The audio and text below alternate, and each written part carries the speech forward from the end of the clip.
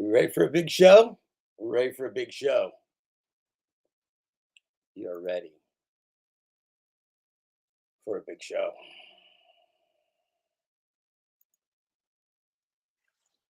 We're actually, I guess, we're live right now. I've got Roseanne Miele backstage. I have the last 12 or so hours of my life to share with you. It's going to be a really fun day, very exciting today. That if I, Jeff Thomas Black, if my mind is not encumbered with unimportant things, this could potentially be the greatest day of my life. And so I'm looking forward to that potential. We'll find out if that happens. You can share this present moment with me and we'll see what's going to happen. I'm going to ask you to think very hard today and to make some decisions for yourself in your life that maybe you've never even thought of before. And I'm going to give you some evidence and I'm going to present a case to you that maybe if the glove does not fit, you must acquit. Or maybe if the glove does fit, you got to quit. I don't know. Something that rhymes because Dr. Sapolsky, one of my personal idols, and the man who understands the human brain and helped me to understand the human brain, including my own, will tell us about that and told me about that. And well, we got a lot to talk about. Let's start off with a little bit of music from Ryan Black. I like that guy. He did some demos when he was 18. Some of these will be part of his solo release that is coming this year. That's pretty cool. And we're going to start it off. Welcome, everybody.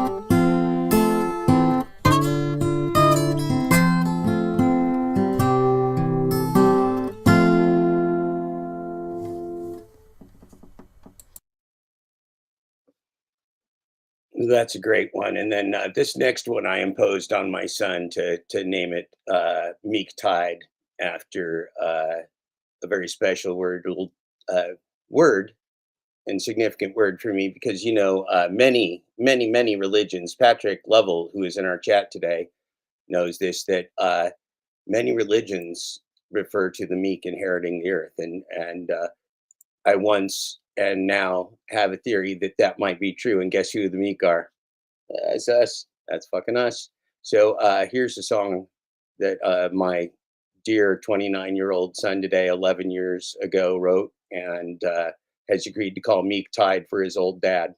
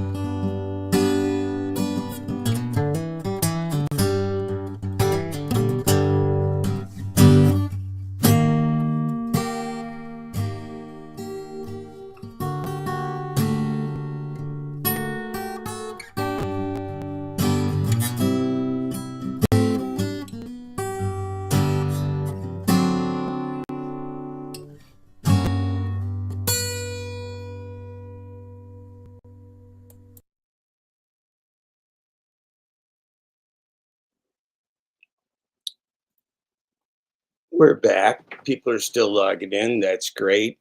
Let me show you something.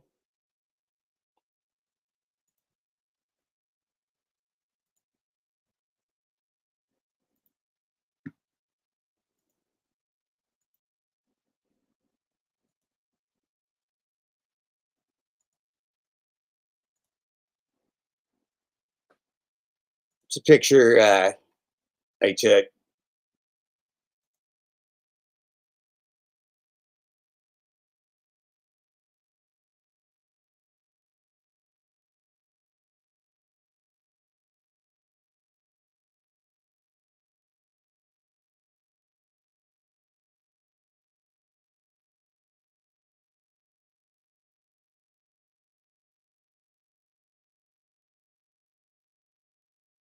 As I was listening to that song, experiencing the present moment in the world was a train. And think about that what's coming around the corner, they say, what, death comes on a pale horse, right? Well, maybe it's a train. What comes around the corner is not necessarily what we expect to be coming around the corner. That's just a little life lesson that you get when you go out into the world. We're going to share one more song before we get started in earnest, as if we have not already. This is from my dear friend, somebody who is a great artist in his own right and needs to be heard by the world because he is a musical genius, in the words of Eddie Murphy. This is Powerless by Jett. And this song talks about how you have been fractionalized and diminished and broken down by an empire that is pissing on your head. And we don't need to be pissed on anymore. And so what I'm going to ask you to think about today is whether you want to be pissed on anymore or whether you want to stop having it rain on your head with piss and being told that it's something that will trickle down for your benefit. It will not.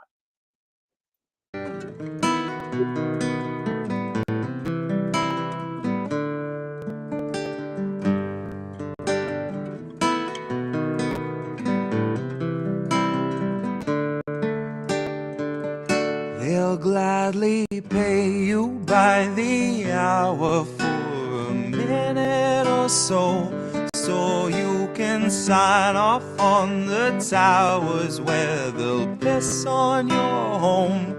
And if you feel like you're just powerless to answer them no, it's 'cause you are. They'll gladly pay you by the hour for a minute or so you can sign off on the towers where they'll piss on your home. And if you feel like you're just powerless to answer them no, it's 'cause you are.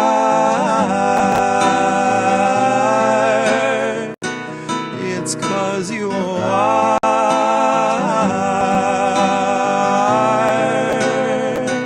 They'll gladly stagnate a living wage, snap the chains, bury it.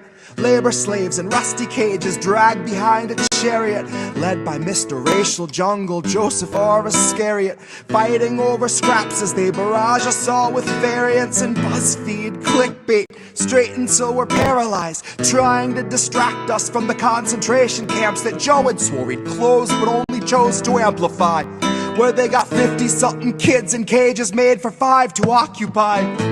And no, she hasn't seen the camps, but Harris swears they're paradise. She tells us the facilities are safe, and that right down to the women, they are regularly sterilized. Then she throws her head back and she proceeds to laugh that sort of heartless cackle you'd expect from someone working steadfastly on behalf of the virus and a Congress full of parasites. And where was I? I was busy cashing every blue check, demonstrating plainly all the narratives expected from the verified. I was busy breeding verbal leeches by the terabyte, Train them to exsanguinate the wealthy while they sleep at night. Bleed the oil barons dry and barren. Say they showed us how to share and now we share alike. Tell them I contracted rabies from a feral mike. Now I'm just another species losing sleep to noise pollution and these glaring lights. Forced to change its habits and adapt to just survive. But now it's safe to say that some of us are thriving in the moment, throwing shit on presidential homes beneath the Paris skies. So if you feel like you're just powerless, I guess you bought the lie. But I can tell they're petrified of our collective might, 'cause I can hear those gentrifiers weeping at the sight of our collective rights. And I only can imagine the intensifying fear of knowing revolution's near. And all that's left to do is simply wallow in the thick anticipation of the rabid bite. And baby, one day you can ask your leaders just what that was like before you grab a slice. So if you think you're powerless, allow me now to change your mind. Honey, if you think you're powerless, allow me now to change your mind. See, they'll pay you hourly, tax them each apart, and build a shining tower out of loopholes and cards, and tell you that you're powerless to keep you in the dark, because you aren't. Because we aren't. You see, they'll pay you hourly, tax them each apart, and make you build a shining tower out of loopholes and cards, where they'll tell you that you're powerless to keep you in the dark, because you aren't. Because we aren't.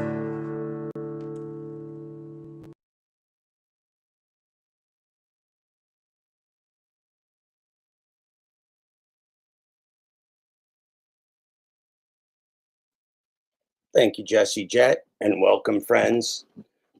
This is September 12th, 2024, a very important day in our lives and in everyone's lives, because today is our present moment. It's the only moment we have. And my goal today, I wrote a couple of notes, which I don't usually do, but I've been thinking about y'all all morning, and I got a very prescient question right before the start of this podcast, as a matter of fact, or broadcast, whatever we want to call this, on Twitter. And on that Twitter, which I will show you right over here, person asked the right question, and it's the question I want you to ask yourself today, the question you literally must ask yourself today.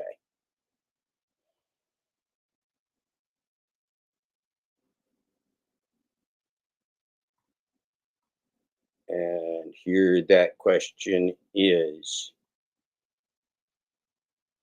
I'm going to share this tab instead. There we go. We're going to turn that up. Turn off the chat for a minute so we can widen the screen here. Do a little side-by-side action. And we look that we can see to a long string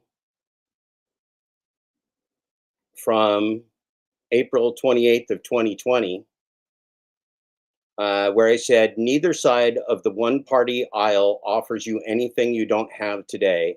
Oligarchs are looting the nation while selling you on voting to die. That's just wrong and stupid and effective as hell. Americans are cult victims in a hermit kingdom where the narrative lacks reality. And now they want to build a wall around your hermit kingdom, and they want to close the borders of your hermit kingdom. Do you need the borders of your hermit kingdom closed? Do you want to live in a hermit kingdom? Those are questions you got to ask yourself.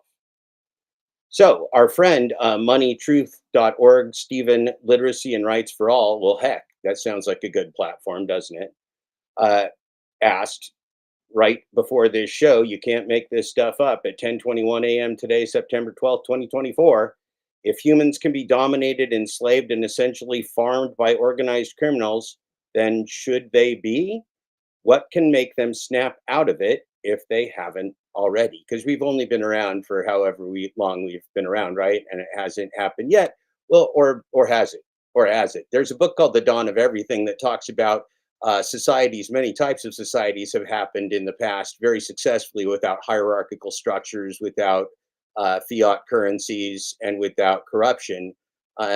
We just they weren't just necessarily Western, white, Anglo-Saxon, Protestant, or some other religion that did that, but there were many cultures that did that. And two academics wrote about some 700-page book about it. It's called The Dawn of Everything. Books exist, right, for a reason, because there's a lot of things we don't know yet, and we have cognitive biases that keep us from learning what is out there available to us for learning. That is the secret theme of today's show. And I just gave it away, but that's okay because it's not a secret. We don't want it to be a secret anymore. So I said, I'm live to tell you now. And that is true. I am live to tell you now. Okay. And one of the things that I wanted to show you is just a little bit of the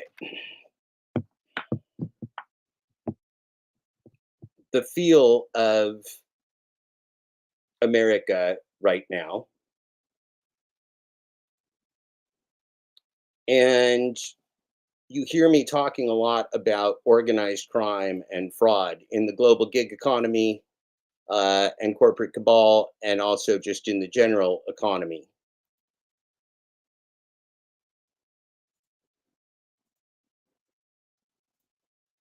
And I want to tell you something about that fraud, okay? Here's what I want to tell you. Rule of thumb, you follow it, you might be able to hang on to this ranch of yours. All large-scale crime is an inside job. Running up and down the road, taking fingerprints and sending trash off to the crime labs, just don't get it done. You're dealing with people, you gotta be human.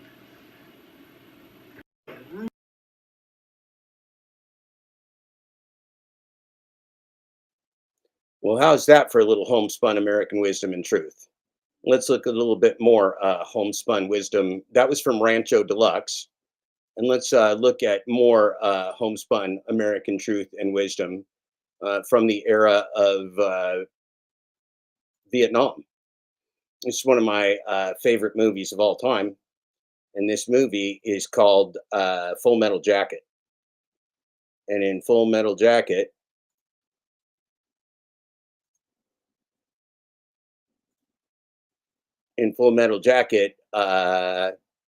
it is during the Vietnam War and genocide, which killed 3 million Vietnamese based upon the lies of the American government and the profiteering of the American industrial war complex, the military industrial complex, we know that as. Let's listen. Everybody turned up got shot. Something they buried alive. Right? Colonel? Marine, what is that button on your body armor? A peace symbol, sir. Where'd you get it? I don't remember, sir. What is that you've got written on your helmet? Born to kill, sir. You write born to kill on your helmet and you wear a peace button. What's that supposed to be? Some kind of sick joke? No, sir. What is it supposed to mean? I don't know, sir. You don't know very much, do you? No, sir. You better get your head and your ass wired together or I will take a giant shit on you. Yes, sir. Now answer my question or you'll be standing tall before the man. I think I was trying to suggest something about the duality of man, sir. The what? The duality of man, the Jungian thing, sir. Whose side are you on, son? Our side, sir. Don't you love your country? Yes, sir. Then how about getting with the program? Why don't you jump on the team and come on in for the big win? Yes, sir. Son, all I've ever asked of my Marines is for them to obey my orders as they would the word of God. We are here to help the Vietnamese because inside every gook there is an American trying to get out. It's a hardball world, son. We've got to try to keep our heads until this peace craze blows over. Aye, aye, sir.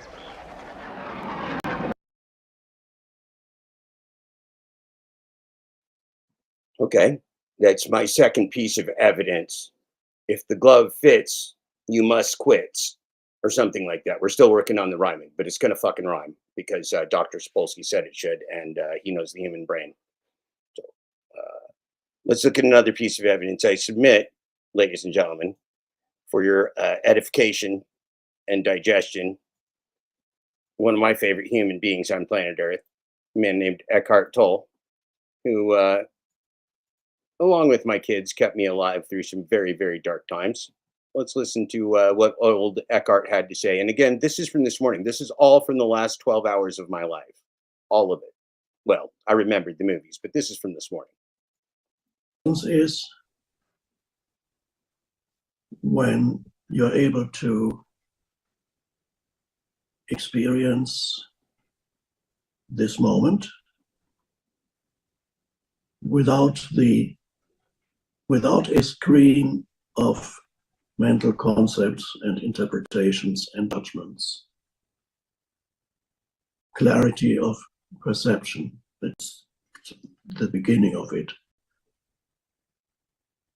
So it would mean, it implies that perhaps briefly the stream of thinking that is usually behind your sense perceptions, continuously interpreting, calling it this or that, that stream of thinking temporarily subsides. There's a moment of not thinking. Maybe it's just a few seconds. But you haven't fallen asleep at all. You're completely awake, but you're not thinking. So to even have a taste of that, even here and now, to be completely awake and alert, but there's a moment of a space of no thought, just awareness or presence.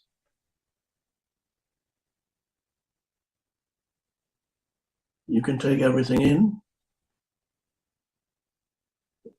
visual, auditory perception, and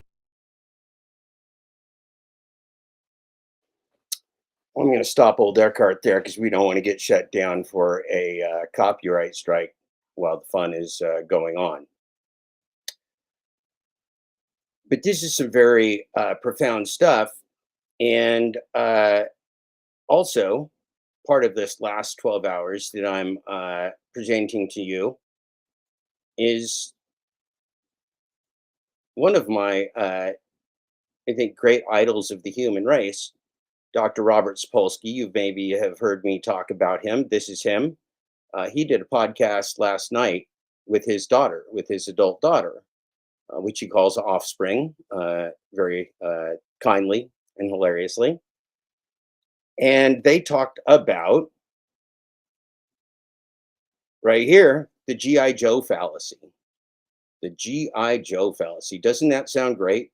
What's the GI Joe fallacy about? That this marvelous man explains to us so nicely with his marvelous daughter, who I think is now in her grown state, working on studying the human brain in her own academic life. Well, he didn't remember the generation, so in service to my hero, I put it in the chat for him, the generation of the GI Joe fallacy, because this is how I learn too, constantly. Everything he says, I take in and I try and digest it. And I try and put it in the framework of what I can tell you to try and wake you up to what's really going on in the world rather than what you are convincing yourself or someone else is convincing you to see. And that's this decision you have to make here, because you may be getting the theme right now that there's a lot of illusions being pulled upon you. And if you're in the present moment, then you have the opportunity through consciousness and your own senses to discern reality. If you're not, you are going to be a tool of people that will use you for their purposes. And those are narcissists. Those are greedy, narcissistic, evil people that do not care about the massive population. They only care about themselves. Now, we don't have to go and execute all those people that do that self-select into those roles. We don't have to kill them all, because there's way more of us than there are of them. What we have to do is stop mentally submitting to their dominance, which they do through government and taxes and fiat currency and war and the prison industrial complex and the military industrial complex and the Bitcoin industrial complex. I don't know if we call it that, but I just called it that. And cryptocurrency and sewer surveillance from Palantir and Peter Thiel. Your government is not your government. The people making the calls and the decisions are not the people that you can vote for or elect. That's called crackpot realism. You can go to a guy named Aaron Good, Aaron, Aaron, Aaron Good, Good, and he's an academic, a political scientist who went outside the realm of mortal normal thought and realized that political science in the USA is and the Western Empire is a fairy tale. Why is it a fairy tale? Because American exceptionalism doesn't exist. And in fact, there's a theory that guides how the people that make decisions, and they're not the people you vote for. They never have been. And now they're less so than ever before. It's called crackpot realism. And in that crackpot realism, you're just a bunch of bovines in a chute to get slaughtered. And whatever happens to you is just kind of fucking immaterial. Well, I'm not willing to do that. And there's more of us than more of them. So I say we break the slaughterhouse down. That's my case to you. Let us continue. The GI Joe Fallacy from The Edge. Children of the 1980s, the younger of these two co-authors, may fondly remember a TV cartoon called GI Joe. It was indeed a cartoon after my time as a child, but in my childhood, we had the figurine, the actual thing. We didn't have TV so much, but we had the thing you actually played with called the GI Joe, and you could play with that little doll for boys in the real world because it was a doll for boys. That's pretty cool, right? Dolls for boys. William had a doll, Free to Be You and Me. Anybody? Roseanne Miele remembers the Free to Be You and Me. And William had a doll narrated by Alan Alda. I've shown that on my podcast before. I've shown all kinds of shit on my podcast before that's human. Because guess what? We're fucking human. That's the problem. I just gave up the secret again. The secret is you're human and you have cognitive biases. That's why we're trapped. We're trapped in our own reality. Hello, Stardashians. I'm so glad you stopped by. You stopped by at the perfect time to awaken with the rest of the human race in our present moment. Now, a cheesy public service announcement remains a much parodied YouTube sensation almost 30 years later. Following each of these moralizing pronouncements came the show's famous epithet, "Now you know, and knowing is half the battle." Well, hey, let's just do just a little research, which I have not done yet, but I will do now. Let's do it just live and spontaneous because we are both alive and spontaneous. And let's see if we can watch this silly commercial because all these short things won't get us things for sharing them. Oh, okay. Why did my cut and paste not work though? So this is ruining my mojo here. Close that. See if I can find Dr. Sapolsky's video again where I was attempting unsuccessfully to cut and paste. We will cut and paste in whatever screen I'm showing you.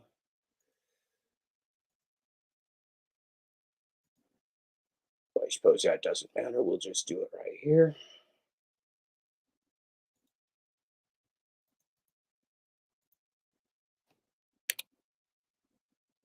Show this tab instead. It's better than the truth. Oh, this is great. And knowing is half the battle. Oh, Dr. Sapolsky. We'll do it again because you're so damn fast for Dr. Sapolsky. Let's make it big this time and make me small. We'll go full screen for Dr. Sapolsky.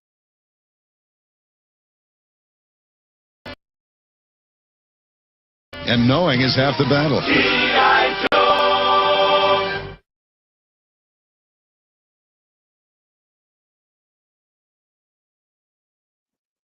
Well, that's pretty freaking sweet. And knowing is half the battle. Well, is it? No, it's not. That's a lie. You just got lied to again. Damn it. But I am not here to lie to you. I am here to help you get past those lies by awakening to the present moment. See, I don't have anything you don't have. I'm just a guy, but I'm a guy who has just spent just way too many years studying this shit. And so, like, Dr. Sapolsky dances around in my head with Eckhart Tolle, John Kabat-Zinn, Daniel Schmachtenberger, Dr. Ramani Dravasula, uh, and Patrick Lovell.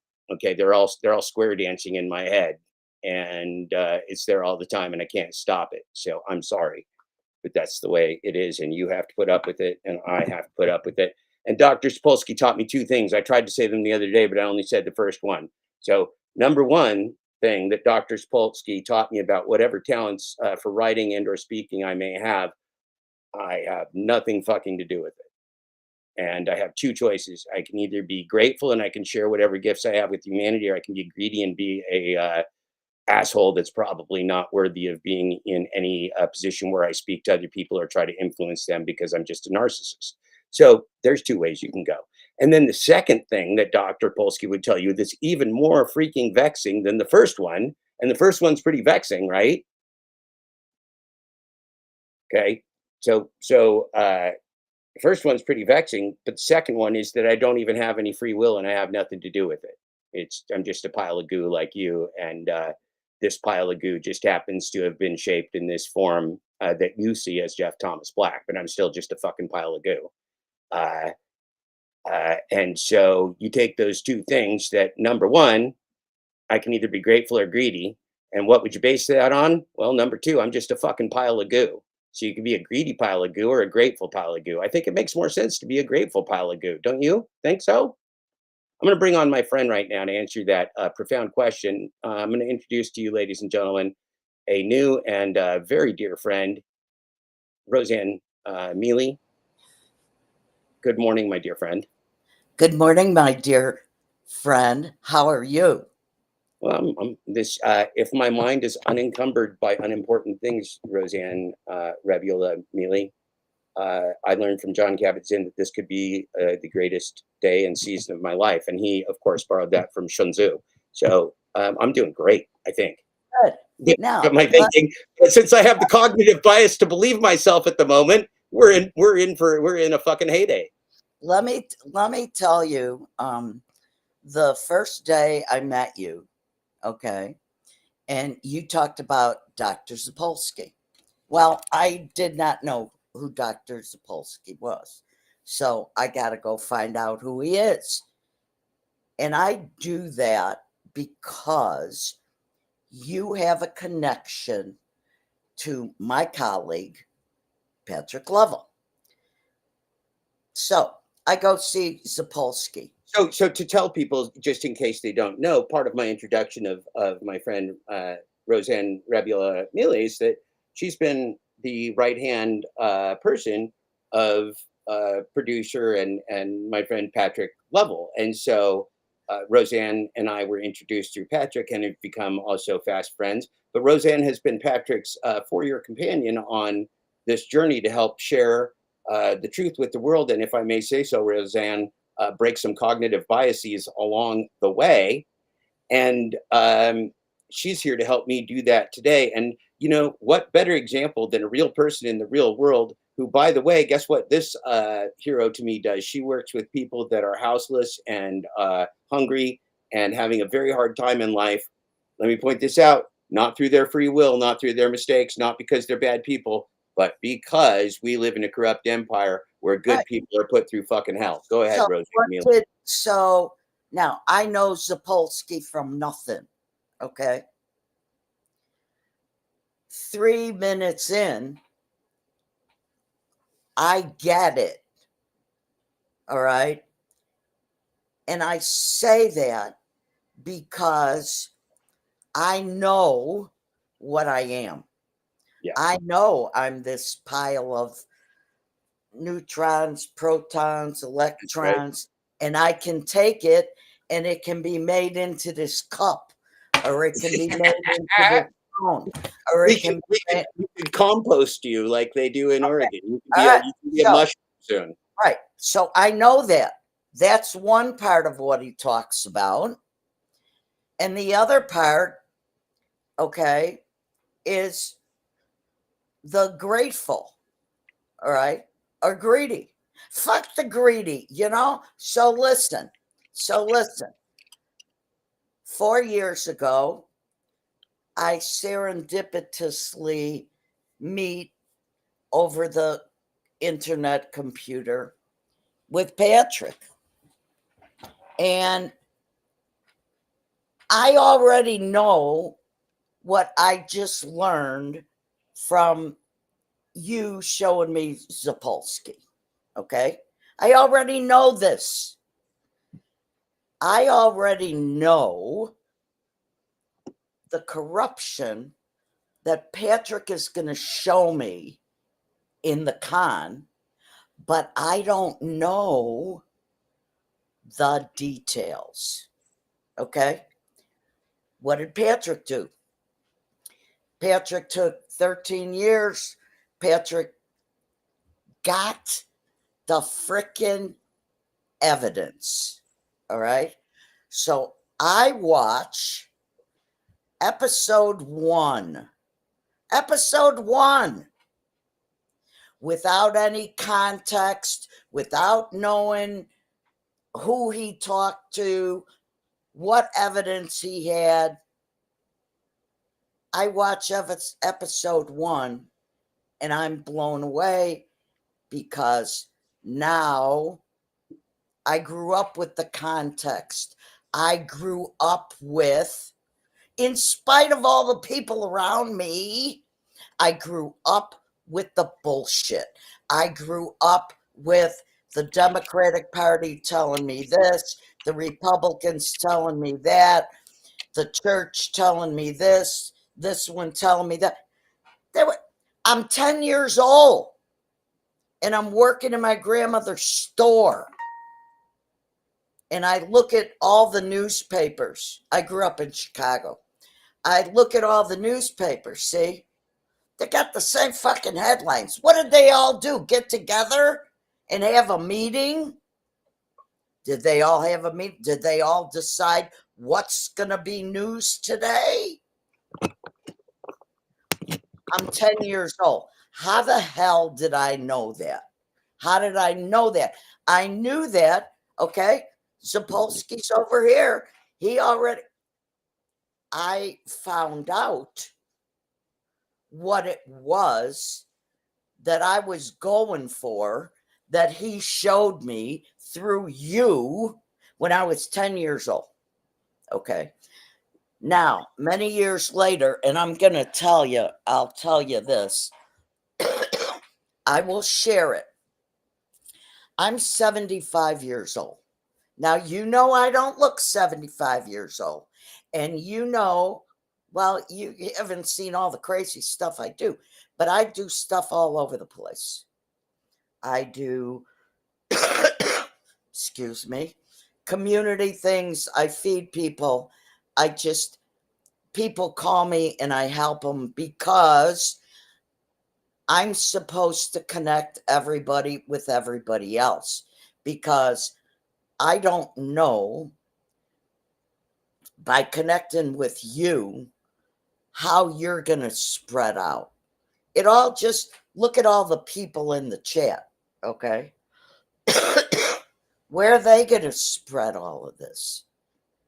Now, no matter what we want to talk about, I don't care what it is,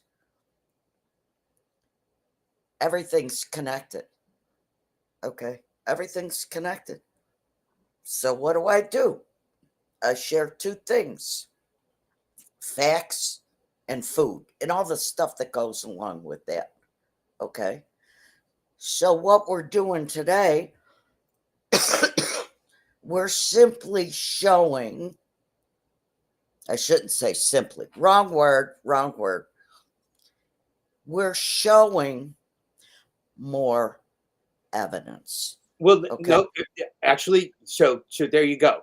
You just did a perfect job of showing us your cognitive biases. And since I am such a judo expert black belt on this, I'm going to analyze you in front of the world's eyes, because you made no mistake. You actually said it correctly. So go ahead and say it again the way you just said it. And I don't listen. I don't. So you were correct in that you saw the truth and then you questioned yourself, and you saw the truth in the first place. And so that's a cognitive biases that we show, is that you just second guess it. Say what you said again. I would rewinding back. I'm trying to remember what you said. I just know you were right, and then you corrected yourself. What did you just say? And Okay. if I have to go back and look myself, I'll do it, because I'm going to be obsessed with. Okay. Now, I just see it up here. Okay. Everything. So you just said, wait a minute, hold on one second. This is Go ahead. too important. Go ahead. This is too important. Okay. So I'm going to go to. Oh, good. I'm glad you have that, because I forget things. So this is our present moment. We're going to rewind.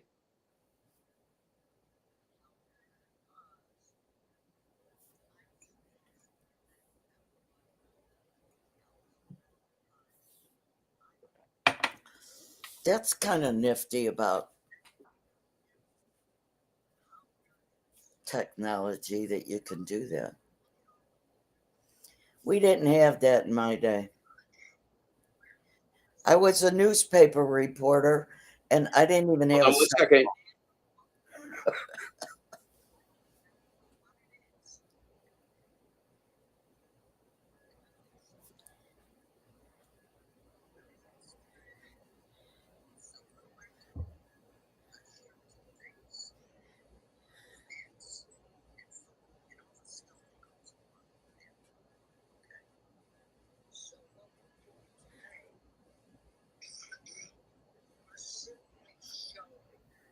Hold on.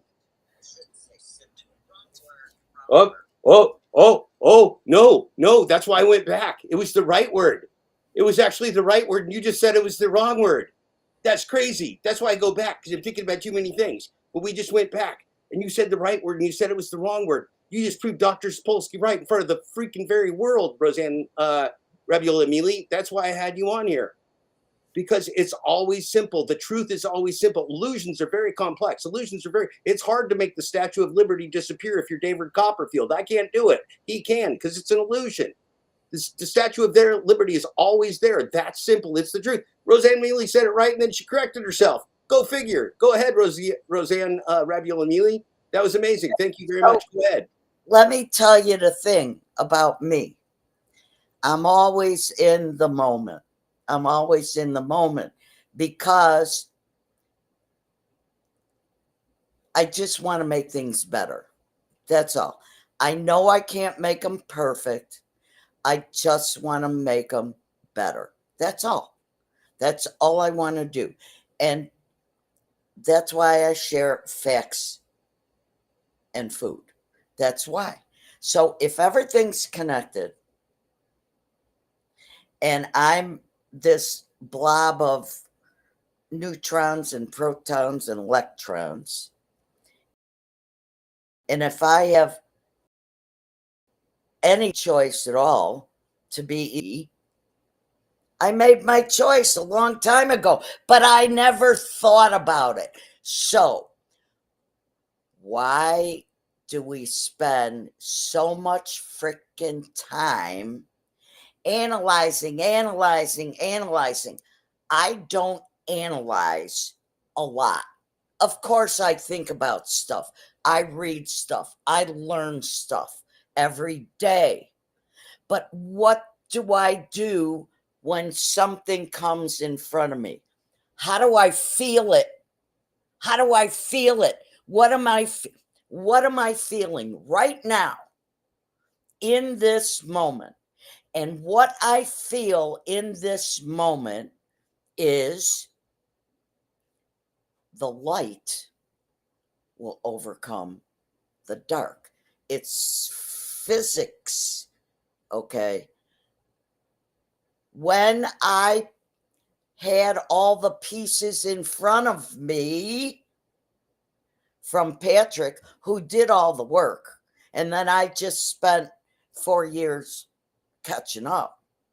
Every time I see an episode of The Con or the new Untouchables or one of the 518 truth bombs, I've seen every single truth bomb at least 3 times. And that's what Patrick Lovell calls his podcasts. And Roseanne, what I'm showing up above you and I on the screen here.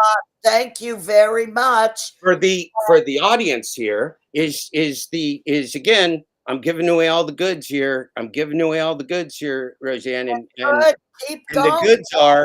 the goods are this is from my walk last night. We're texting with Patrick, and I said, you can't be a good nurse or a good teacher or a good medical doctor or a good construction worker in an economy that's all based upon organized crime and fraud. And he said, oh yeah, that's called Greshams Law. And I said, yep, that is. And so I said, I need to tell these my friends about Greshams Law because I don't talk about it often enough. But it's the fundamental that we all know internally. You can't take a corrupt system like DoorDash and Uber and Lyft and the global gig economy fraud and corporate cabal. You can't take that corrupt system and make it be legitimate for your purposes, right? There is no good and legitimate purpose for a system of fraud. And a system of fraud, which, by the way, will always end because it's not a stable system, the system of fraud will always concentrate power further and further. It's like narcissistic abuse. It only levels off and goes down. It never gets better. So when we realize that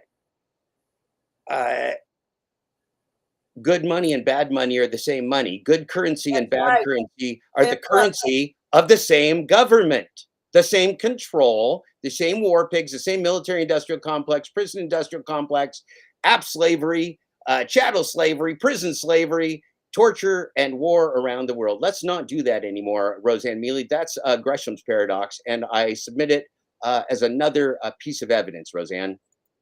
Well, and look, what are they doing? They are continually, since I've been a little kid and didn't know anything about Gresham's dynamic, Gresham's law. I didn't know anything about it, but I knew they were pushing out the lies. When you push out the lies and you push out the greed and the bad practices, what happens to the good? Well, that's a good question, and we're gonna move quickly here, Roseanne, because I don't want to lose everybody's steam before we start the watch party here. But and Roseanne and I will be back to talk to you. You see the word "simple" up there that I pinned. So this, again, we're in the theme of the last 12 hours of my life, the things I've been processing, because I know knew Roseanne and I were going to come on this morning and talk to you and try to convince you that through your individual collective action, you, in fact, can save the world starting now. We're not powerless. We are not powerless. We are not powerless. That's a lie, just like Jesse Jett's song said. So watch this, Roseanne Miele. Watch this. Watch this lie from a liar on TV. And see, I'm the black belt in spotting lies and cognitive dissonance. It's what I've spent the last 20 years of my life doing, and I spent most of the 36 before that doing it too. I was kind of born this way, a pile of goo that sees through lies. And guess what? Guess what narcissists fucking hate? People that tell the truth. They just fucking hate it, Roseanne. So hold on. Let's watch this. Let's watch this. It's going to be painful as fuck for me, by the way. Joe. Joined by Andrea Orcel from Milan. Also welcome to listeners on Bloomberg Radio to this conversation. Andrea, so good to speak to you. I know you've had, frankly, a crazy day yesterday and probably a crazy week. You have a Oh, he's crazy, all right. This guy's a fucking psycho killer. Let's go. 9% stake now in Commerzbank. Why did you buy this stake? Oh, hello, Francine, and thank you. Why did we buy the stake? I don't think that should have surprised anybody for a long time. You motherfucker. So this guy, so first, I'm going to fucking dissect this motherfucker right in front of your eyes because he's pissing me off. And I have a lot of trauma and I get very triggered and you're about to fucking see it. So, okay, you motherfucker. Whoa, I need to be in an elevator with this guy. Hold on, I got to compose myself. All right, first of all, this guy is just manufacturing your consent by telling you that what he's about to tell you, you already know as truth, and he's a fucking liar. So let's get that off the fucking table. We were clear on our strategy. Yes, they're clearing their strategy. It's a big fucking game, Roseanne. Respect to external growth and in which market, what kind of partners? Internal growth and external growth, I'm sorry, and each market, what kind of partners? That means they're a monopoly of cloud capitalists and they're going to capture and tax every fucking thing that you do. That's my economic explanation. You don't fucking debate me, you piece of shit. God. Oh, okay. Roseanne, you're going to have to calm me down over here. I'm going to have to go get in the hot tub while we're watching the con. And we didn't execute because we said that the opportunity was not there. And most importantly, the terms were not there. As a result of a 9% stake, Roseanne. It says 9% stake down there, right? They got their fingers in your pie, Roseanne. Keep their fingers out of your fucking pie. German government deciding to reduce its stake in German government. So are these private investments or are these Western dollar hegemony governmental moves? These are Western dollar hegemony governmental moves. Okay. We're winning the debate so far, Roseanne. Commerzbank. We participated in a transparent process. And you motherfucker. You motherfucker. The only part of the process that's transparent is what this guy just said to you because he's being transparent with his lies. But whatever, sure, okay. And we were selected to buy the stake, and now we're here. So fundamentally. Whoa! What did he just say? What did that man just say? He said we were selected to buy the stake, Roseanne. That's what he said. He said we were selected to buy the stake. This is great. This is just great stuff. This is just priceless. Go ahead, sir. The opportunity arose. The terms were correct. The opportunity arose and the terms were correct, Roseanne. That's amazing. It's amazing so far. It's like kismet. I feel almost like I'm in love. And we thought it was something completely consistent with what we have guided for a long time. What's the purpose of your move? Is a Commerzbank takeover your ultimate goal? Well, ultimately, at the moment, I would put it a little bit differently. We are Commerzbank largest private shareholders. We have 9%. And we're private shareholders that knows very well. Oh, so that 9% is the largest share. Oh, okay. That's a big 9% then. That's like a Roseanne. That's like a 9% plus. You just put a double plus sign after the 9% since they're the largest stakeholder. It's the game of Monopoly. Ever play Monopoly, Roseanne? I bet you did. Well, how much value can be created? Okay. He just used a word. Value. Let me tell you about a law of physics. Matter can neither be created or destroyed. Let me tell you about a law of human physics. Value can neither be created nor destroyed. This guy's selling you as value is a lie. This guy's selling you cognitive dissonance as value. Okay? The truth is that what he's talking about is a medium of exchange, not value. Value is something that we would refer to as humanity, human life, the universe, the natural existence, the Big Bang, and everything that happened before and since. It's all connected. That is value. That is real value, because value can only be now in the present moment. Guess what value is not? Value is not that motherfucker's idea of how to corrupt our medium of exchange with organized crime as the selected purchaser and the major shareholder as chosen by the German fucking government. Are we having fun yet, Roseanne Miele? I'm having a really good morning. This may be one of the best days of my life. They're all, look, they are all good. They're good days for me. I told Patrick this morning, the last 4 years of my life, I have never been so grateful. Grateful is always first for me. Happy, able to do so much because I have been, okay? I've gotten all the pieces put together. And whether the audience is big or small or anywhere in between, I know that what I share, what I do, gets to people I will never know. That's right. And guess what's above us, Roseanne? We're going to take a break right now. We're going to be back in 15 minutes. I'm going to give Roseanne the last word before we start this clip, and then I'm going to start the clip. So, Roseanne, you're going to have the last word, but I'm telling people what's going to happen because everybody, we're like the German banker you just talked to. We're doing full transparency here, just like a German banker, Roseanne. Okay, Yeah, so our first stop provided by my wonderful partner and guest here is going to be in 12 minutes and 15 seconds. So we're going to see the start of the Con episode 2. This is a watch party on that side right there, whether that's your left or right. I think it is my current left. That is Roseanne Rabiola Miele. She spent 4 years on this project. She's going to introduce it with the last words. Then I'm going to start it. Then we're going to be back in 12 minutes and 15 seconds. We're going to talk about it. Then we're going to come back about 28 minutes after that and talk about it. Then we're going to talk about it about 15 minutes after that. Then we're going to have a big talk about it, and you're going to be involved too. So don't go anywhere. This is a masterpiece of truth, and it's not about getting lost in the facts, Roseanne Rabiola Miele.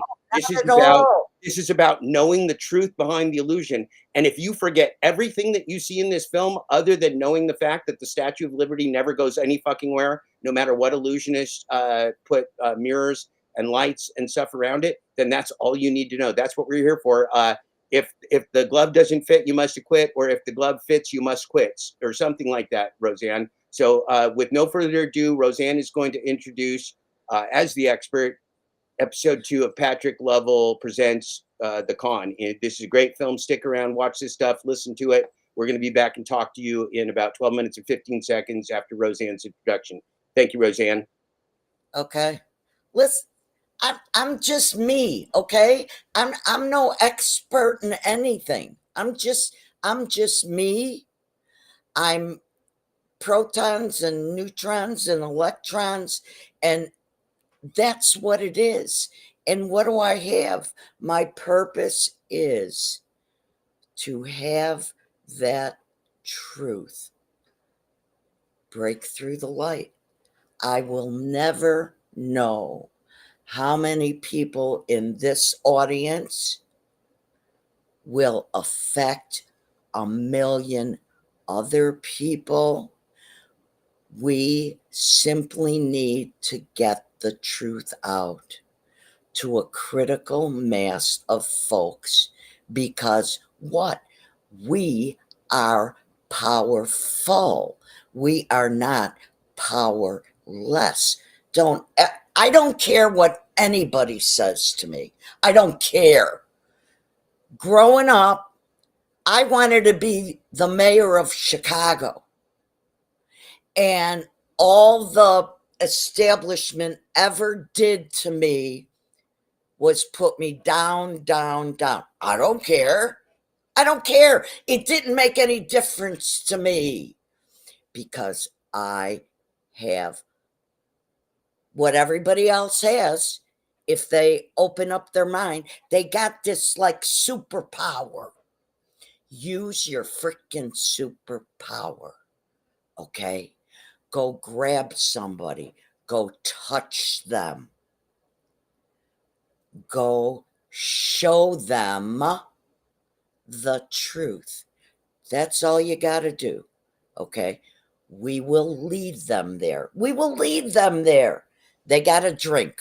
That's all. We're ready to go. We will break the illusion, and they will free themselves through individual collective action, because there are more of us than there are of them. They are not here in our present moment. They never have been. They never will be. They are in our heads. With no further ado. Many versus the money. That's it.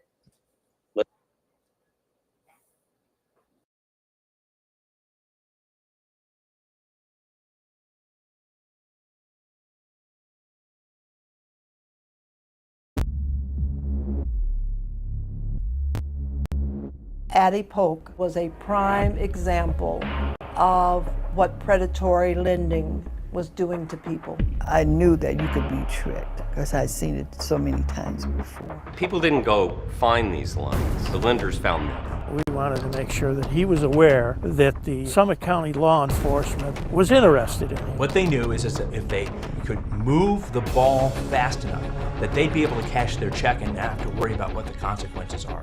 Churn this volume out. Put this stuff through as many loans as you can possibly make.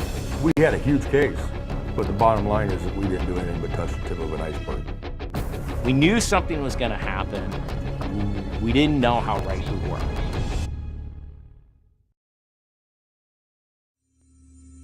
I was never really comfortable with Addie Polk's situation. I looked through some contribution envelopes, some old contribution envelopes, and I found a couple of hers. And one of the things I noticed was she always used her middle initial. I went online and looked at the mortgage paperwork, and I noticed the signatures did not look the same. And in the mortgage document, she did not use her middle name. So I looked more, and she had called the sheriff's department, and she asked why was the sheriff continually coming to her door. Her house was paid for. Her husband paid for the house. It was paid for before his death. Why would a person call the sheriff's department to inquire why a deputy is at her door, serving her papers of eviction when her house is paid for? She believed, and I believe today, that that mortgage that was on her house was not originated by her.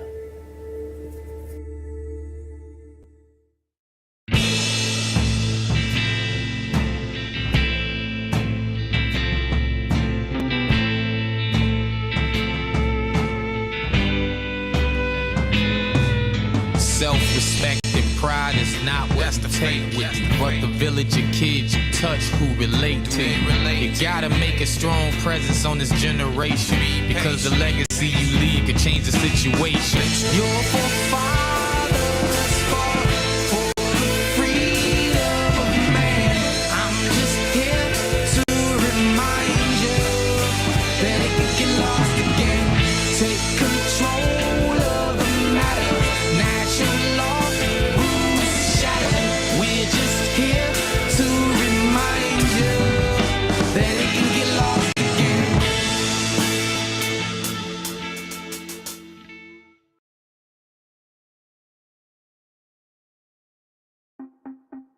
House after house, street after street, 47% of homes here are underwater. In 2007, the county served on average 746 notices of foreclosure a month. In just the first 2 months of this year, that number jumped to 1,000. First year I came out, we did 2 foreclosures, and then this year alone it's probably excess of 100. So I have so many, and sometimes it's hard to get them all served. Every week when we're out here doing this.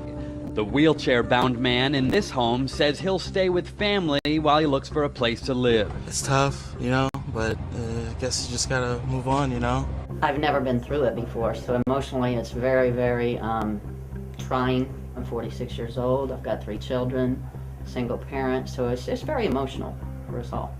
I want to stay. I tried to fix with the bank, but they don't help me.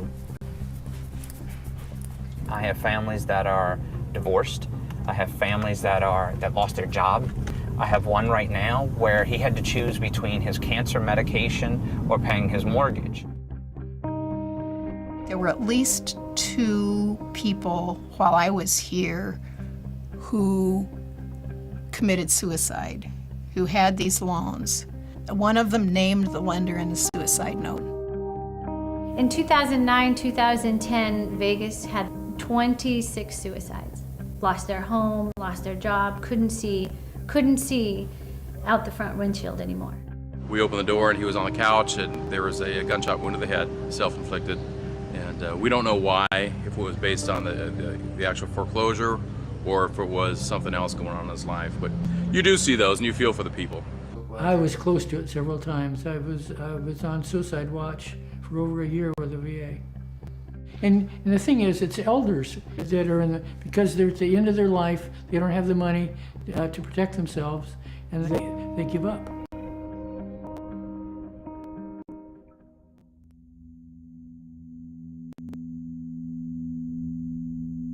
I know myself that you don't just lose your home. After 2008, so many of us searching for answers didn't know how many others were searching also. We blamed ourselves, as did the media.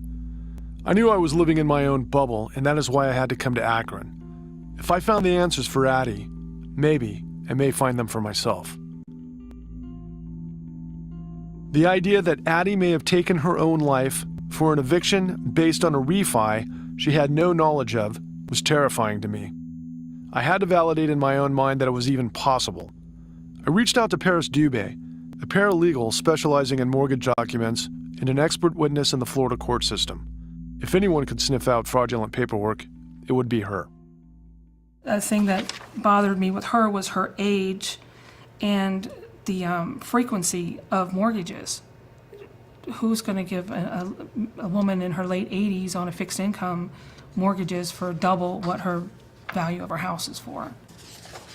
The one that we have the trouble with is the one with Countrywide. This is the one that really causes the problem here.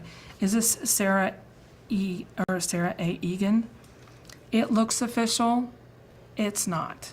I contacted the Secretary of State for Ohio. I emailed her because I asked her, I said, can you email me something? She did a search for Sarah Egan, and there's no, and she says it up here, there never has been anyone by that name commissioned.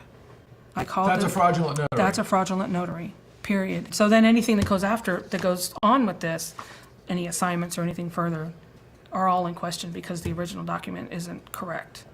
But the one that she was foreclosed on, that's the one I believe she was foreclosed on. Countrywide was not licensed as a mortgage broker, originator, or lender in Ohio on August 14, 2001. NMLS. And that's who provided Addie her loan? Yes. But So they're not even registered in the state of Ohio at that time? Correct. What do you think we're going to find? On hers? Yeah, on Addie's. Just straight out theft. I mean, I don't know how else to label it. It's just, unless somebody can tell me where almost $50,000 in cash went, somebody walked off with about that much money at her expense. And they tried covering it up with a foreclosure that wasn't legal. But Addie was not alone. It was becoming clear that the mortgage fraud in the 2000s was epidemic.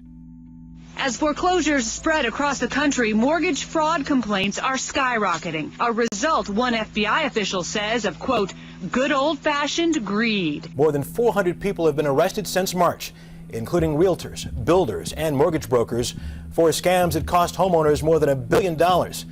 Suspicious activity complaints have soared from 3,000 4 years ago to 48,000 last year, and already this year on track for 60,000 complaints. And no corner of the nation was untouched as scammers coast to coast sought to cash in on an overheated real estate market. The FBI says California, Texas, Florida, Georgia, and Ohio are among the mortgage fraud hotspots, but the problem is spreading nationwide. I was stunned at the numbers. In a typical year in the county of 1.2 million people, there were about 3,500 foreclosures filed in the county. In 2000, that number had doubled. We were approaching 7,000 in that year. We saw these mortgages being made by local banks, but often national non-depository banks. There was Countrywide, AmeriQuest, other people in here. These lenders showed up, and they began to make loans. They set up local offices. They found local mortgage brokers, and they put the word out that if you can bring me a body with a pulse, there's a pretty good chance we can get them a loan. Basically door-to-door salesman. This was money chasing people. This was not somebody looking for a loan. This was money going out on the street looking for people. They all said we were telephoned, we were telemarketed, they were targeted. And that's the first thing you learned about this whole subprime experience. All of them had these exploding arms so that their payments were going to keep going up even if interest rates were stable or even declining. And almost every one of them had an inflated appraisal. People are figuring out, holy cow, I borrowed 145% of the value of my home when I thought I was valuing 85% because that's what they told me.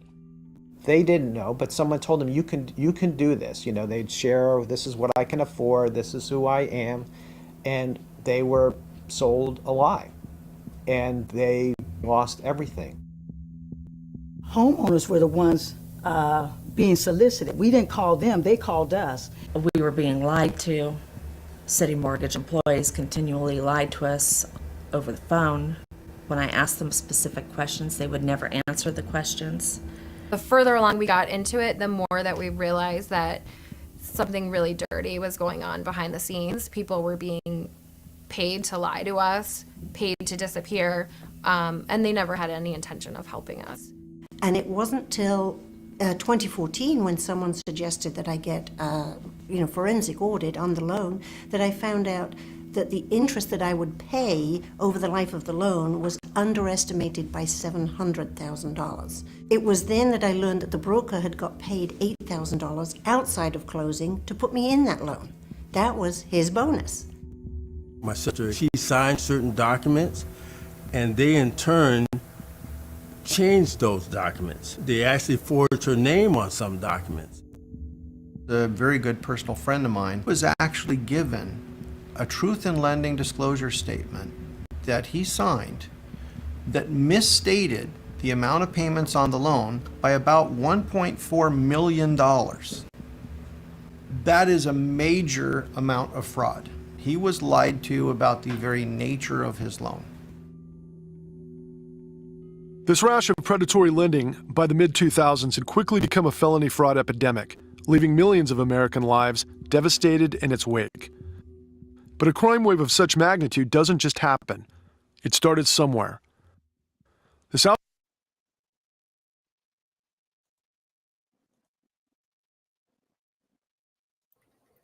Well, where did it start, Roseanne Miele? You're on the air. Yes, I'm on the air. I was trying to make comments. Okay. So that's what I was doing. So the last comment I made was this: no matter what we care about, whatever cause, whatever we're fighting for, whether it's Medicare for all, prison reform, anything, me going out in the street, helping people. All that stuff shouldn't be happening. Why is it happening? It's happening because we allow the corruption. Okay, so that's one thing. Everybody says, oh, it's all about the money. It's all about the money. Wait a minute. We give value to the money. We give value, okay? Stuff, money. I want to reiterate what you just said. That's us. We human beings, our present moment, our blood, sweat, tears, life, and death, our bodies, souls, minds, hearts, and empires and civilizations, we have value. A medium of exchange and an empire has no value. It only exists because we exist. It only exists because we allow it to exist. Empires, right, have become further and further away from us, but in distance, in ability to, come and murder us, because, Genghis Khan doesn't just rule the earth, raping and pillaging randomly. Most of us live in relative safety. So what they've done is they've figured out how to control us from a distance with propaganda through our heads, through our own cognitive biases, Roseanne. And when they do that, they're further away from than they ever have been before in human history. But guess what?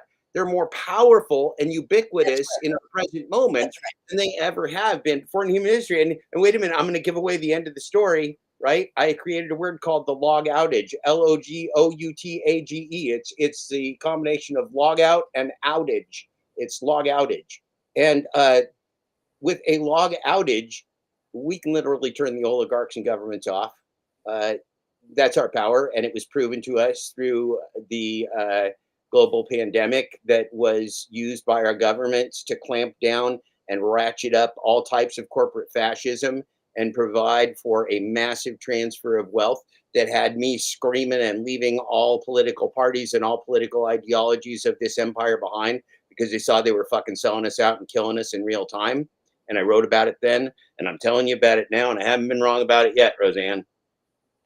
But now look, all the things you're putting out there, all the information, what we have to do, where does a plant start? It starts with a seed. Okay? It starts with a seed and then it flourishes. Now, I'm going to say that the seed of the sum total of the seed is the sum total of what Patrick has put together from the people who live in the present moment, who aren't buying lies, who have not been corrupted. They actually have integrity. So I'll say gratitude and integrity, that all works together. Okay? That all works together. Patrick, and if I may say, it works together.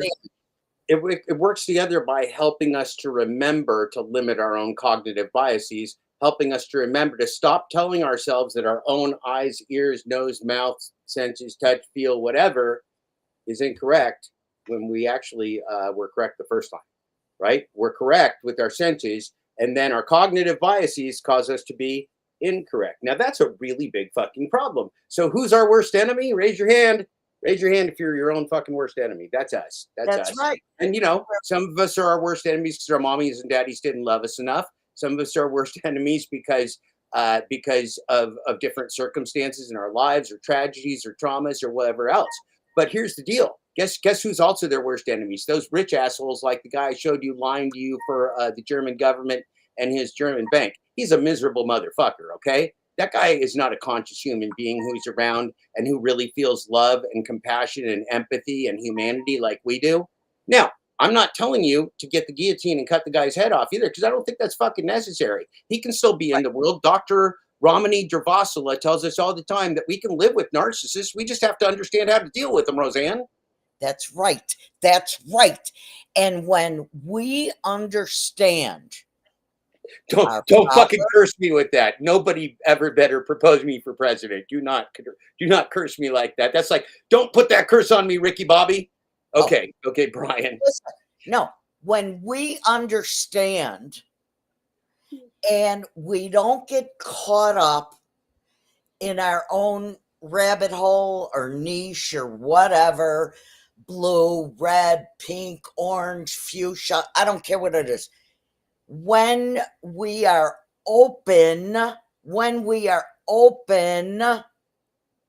to accepting right now what's happening, we always say, oh, it's always about the money. Okay, if it's about the freaking money, then look at the big lie that all these uber rich. Let me ask you a question.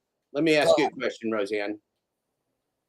You work with houseless people. You work with people that are hungry and having struggles with their civil and human rights. Probably people that have been behind bars in our penal system, have been slaves, have been disenfranchised.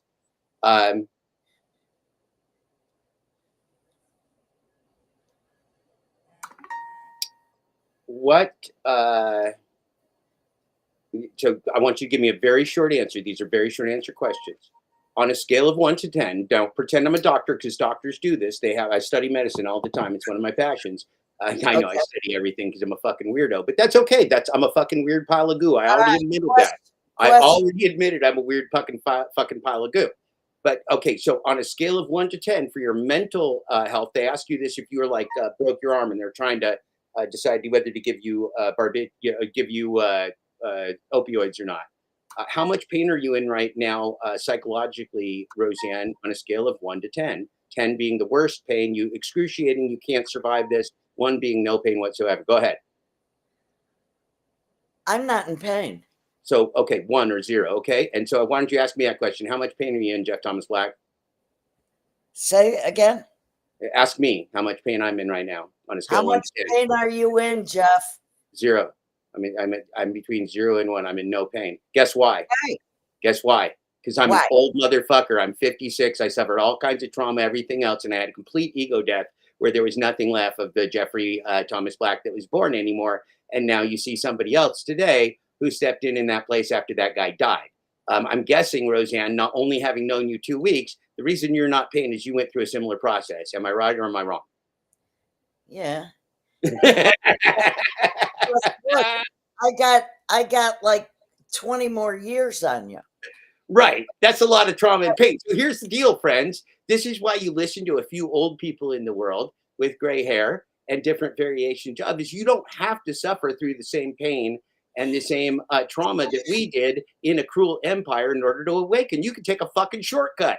Roseanne in here, 2 really old people. If you add our ages together, I think Roseanne is 75 and I'm 56. Let me do math in my head. That's 131. Is that right, Roseanne? Did I do my math right? 1 + 1 = 71 trillion? Yeah, 131. We got 131 years of human suffering here, and we're telling you, you don't have to fucking do it. And how can you not fucking do it? You can awaken to the reality and stop being a victim of an empire who is gaslighting the fuck out of you. Wake up. Okay, Look. without further ado, let's start the film, and Roseanne and I are going to come back and yell at you in 25 minutes. And yell again. We'll yell. We're going to yell at you again. Go Look ahead. out. We're yelling. Wave of such magnitude doesn't just happen. It started somewhere. This outbreak of fraud and predatory lending that would metastasize into the great financial crisis actually began decades earlier. Long before predatory lending blew up in the mortgage sector, it was already festering in a related industry that no one ever suspected could be so easily overrun by criminality. More and more people are discovering savings accounts at Savings and Loans. The return is substantial, and your money is insured up to $20,000 by an agency of the federal government. Al, is this the same guy who invented the folding waterbed? That's not funny, Georgie. I almost drowned. Your Savings and Loan wants you to know how money works. Before 2008, the largest post-depression financial debacle to hit the country was the savings and loan crisis of the 1980s. The S&L crisis was brought on by some of the country's most well-connected bankers who, through rampant fraud, nearly took down the U.S. economy. But fortunately for the country, there were regulatory cops on the beat who caught the problem before it was too late, halting the crisis in its tracks and holding accountable the perpetrators. On the front lines of this effort was Bill Black, a regulator with the Office of Thrift Supervision, or OTS. You asked earlier for a stern regulator. You have one now in front of you. And we need to be blunt. And you haven't heard much bluntness in hours of testimony. We stopped a non-prime crisis before it became a crisis in 1991 by supervisory actions. We did it so effectively that people have forgotten it even existed, even though it caused several $100 million in losses, but none to the taxpayers. We broke a raging epidemic of accounting control fraud without new legislation because we didn't simply continue business as usual. Bill Black had scored one of the greatest successes in the world of financial regulation, and I knew that if anyone could help me make sense of how this forgotten crisis from the 80s laid the groundwork for the greatest economic catastrophe of our lifetimes, it would be him. So there was an epidemic of fraud that was driving the savings and loan crisis, but nobody had recognized that fact in the outside world. It was always phrased as people were just taking risks and such. And It was actually exactly the opposite. So there were 300 of these frauds in 1983. They were growing at an average rate, each of them, of at least 50% a year. That means you double in size with compounding every 9 months.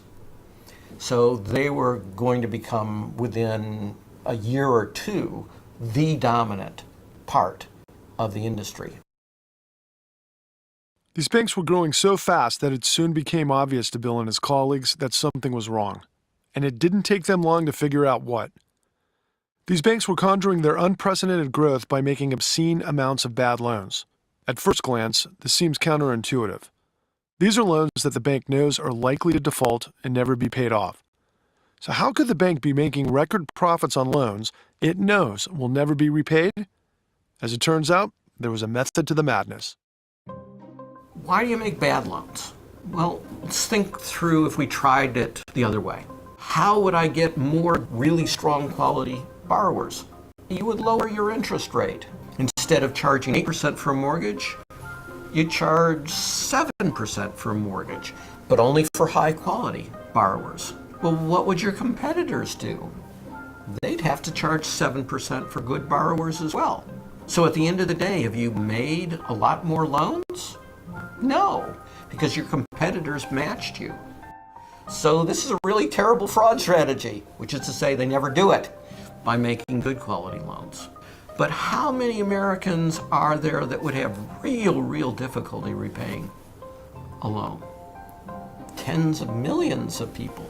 So we can expand enormously, and we can charge them a higher interest rate because they have fewer alternatives.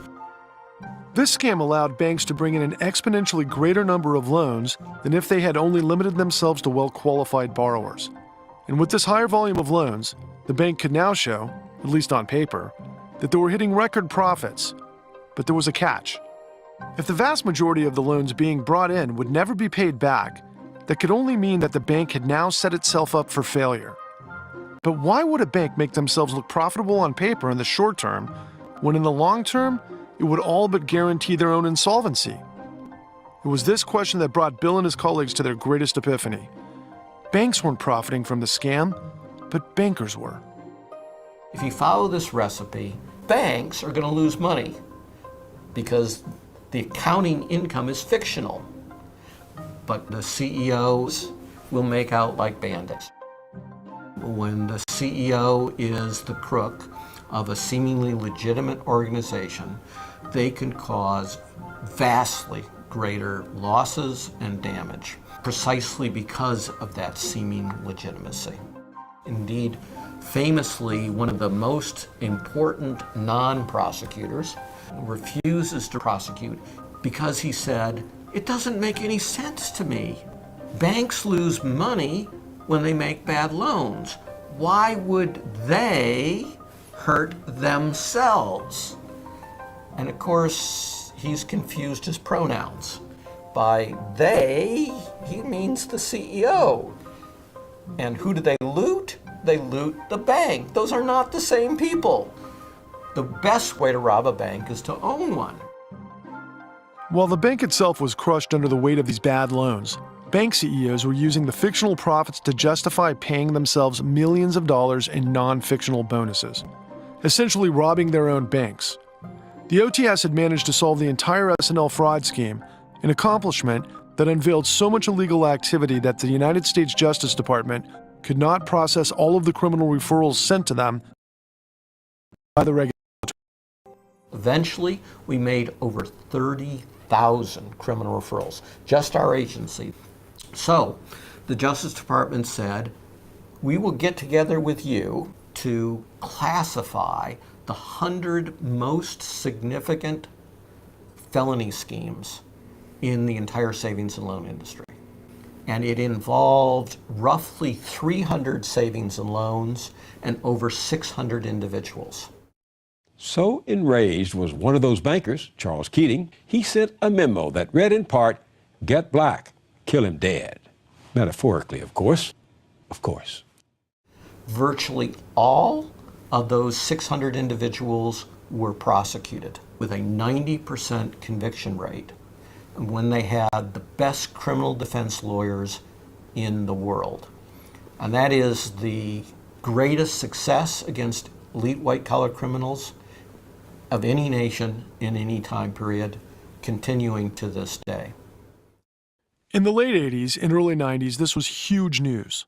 The tiny OTS cleaned out an entire industry rotted to the core by fraud, saving the American people hundreds of billions of dollars that would have had to have been paid out in the form of bailouts in order to save the economy. And in fact, the whole story could have ended right here, had it not been for the one that got away. When we start this crackdown, we are able to knock out of the industry the great bulk of these players. And finally, there's really just this one big player left, and that's Long Beach Savings. And they can see that we have them in the sites. Long Beach was run by Roland Arnall, a fraudster who developed strip malls in Southern California. But once other SNL CEOs started getting indicted left and right, Arnall could see the writing was on the wall. Arnall was a smart guy, no question about that, and he saw that our crackdown was coming hard at him, and he could look around at the world. We were cracking down very effectively. And so they voluntarily give up their charter to be a savings and loan. They convert to being a mortgage bank, because mortgage banks are essentially unregulated. This is solely to escape our jurisdiction, because they know that otherwise we're going to shut down all these operations. And they changed their name from Long Beach Savings to AmeriQuest. Mortgage companies are part of what is known as the shadow banking sector, which just means that they are in a category where there is no regulatory oversight. This not only allowed Roland Arnall to escape federal prosecution for his crimes in the savings and loan industry, but also allowed him to continue those crimes in the mortgage industry without fear of consequence. And once he set up shop, he immediately began peddling one particular kind of mortgage loan that would eventually help bring the entire financial system to its knees. The key with all these kind of deals was all the underwriting, the idea, how much is the house worth? What is the person's credit history? What is their income? That was thrown out the door. That didn't matter. All that mattered was getting people to sign up for the loans, because as long as real estate values were rising, you knew that if a borrower couldn't afford the loan, in the long run, you could always refinance them again and just push the problem down the road. And so you would often get people who would get, in a period of a few years, get 4 or 5 loans to try and outrun the previous bad loan. And so you basically were able to milk a customer for years and make lots of money, and the can kept getting kicked down the road.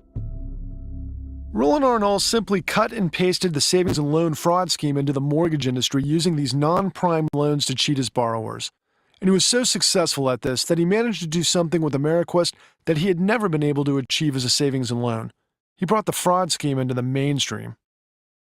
The analogy I've heard before was, if you look at what Disney did with the carnival business, and they turned it into big business with this sort of sheen of respectability and magic. And that's what Roland Arnall did with the subprime business.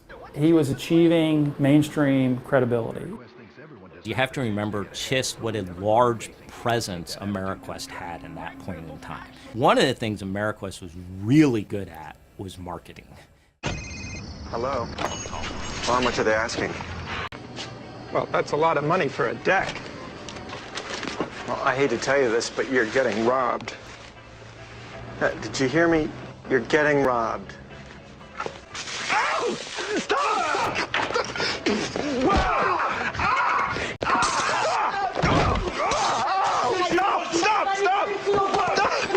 AmeriQuest, an open-minded, equal opportunity lender. They did a lot of sports marketing, so you'd see him on the outfield wall in a Major League Baseball stadium. They had 2 blimps, and they sponsored the Rolling Stones tour. I'm an AmeriQuest mortgage specialist, and whether your dream is to buy a home, refinance, or see the Rolling Stones, I'm here to help. And then ultimately, they did the Super Bowl halftime show. Except this is a very visible company by design. AmeriQuest was making hundreds of millions of dollars each year in subprime loans in the 90s. By 2001, they had $6 billion in loans in volume. By 2004, they'd gone to more than 80 billion. So you see the growth was exponential. By using the fraud recipe, Roland Arnault was able to catapult AmeriQuest into becoming the largest mortgage company that had ever existed. But as AmeriQuest continued to grow, it was only a matter of time before other mortgage lenders would want in on the action. And once it became clear how Arnault's scheme worked, and that no one was stopping him, the other major mortgage lenders began to copy him in a frantic attempt to beat him at his own game. Unfortunately, it wasn't exactly a race to the top. It was a race to the bottom. People said, if I don't do it, the next guy will. I actually, in this office, had a meeting with a high-level executive at a major mortgage company who said that to me, who said, if I don't do it, the guy down the street will just make the loan. That is what happened in the mortgage market, right there, encapsulated in one phrase. If I don't do it, somebody else will, so I'm going to do it. The lenders were deliberately generating what we call in economics and criminology a Greshams dynamic. So when I was first studying criminology, used car dealers, when we would look in a particular jurisdiction, 49 out of 50 would roll back the odometer, right? Because if you didn't, you couldn't sell your cars. And so only the cheaters win under this system, and then market forces will drive anybody who doesn't cheat out of the marketplace. It's one thing for individual car salesmen to roll back odometers, but for the fraud scheme to work in a multi-billion-dollar corporation with tens of thousands of employees, the CEO has to somehow get everyone else in the company to play along. But you can't just send out an email to every employee ordering them to commit a blatant fraud. So how did Roland Arnault and the other mortgage CEOs manage to make their entire companies complicit in the fraud scheme? The first step was to get rid of the professionals. Go back a few generations, and a loan officer was a vice president at a local bank who sat in a corner office, and his job was to say no as often as he said yes. His job was to reject loans that were at risk. Fast forward to 2004, 2005, a loan officer is a 23-year-old kid with a headset who sits down at the desk and he's dialing for dollars. He's calling as many people as he can, and he's trying to get people to sign up for loans. The quintessential loan officer's prior job was flipping burgers. In that era, that meant you made right around $17,000 to $19,000 a year. You could get, as a loan broker, the lowest person in the totem pole, $20,000 fee for one deal. More than you made all last year flipping burgers in a single deal. And so they switched from flipping burgers to flipping houses. Fresh faces who didn't know any better was a start, but to truly institutionalize fraud, you have to weaponize the ignorance.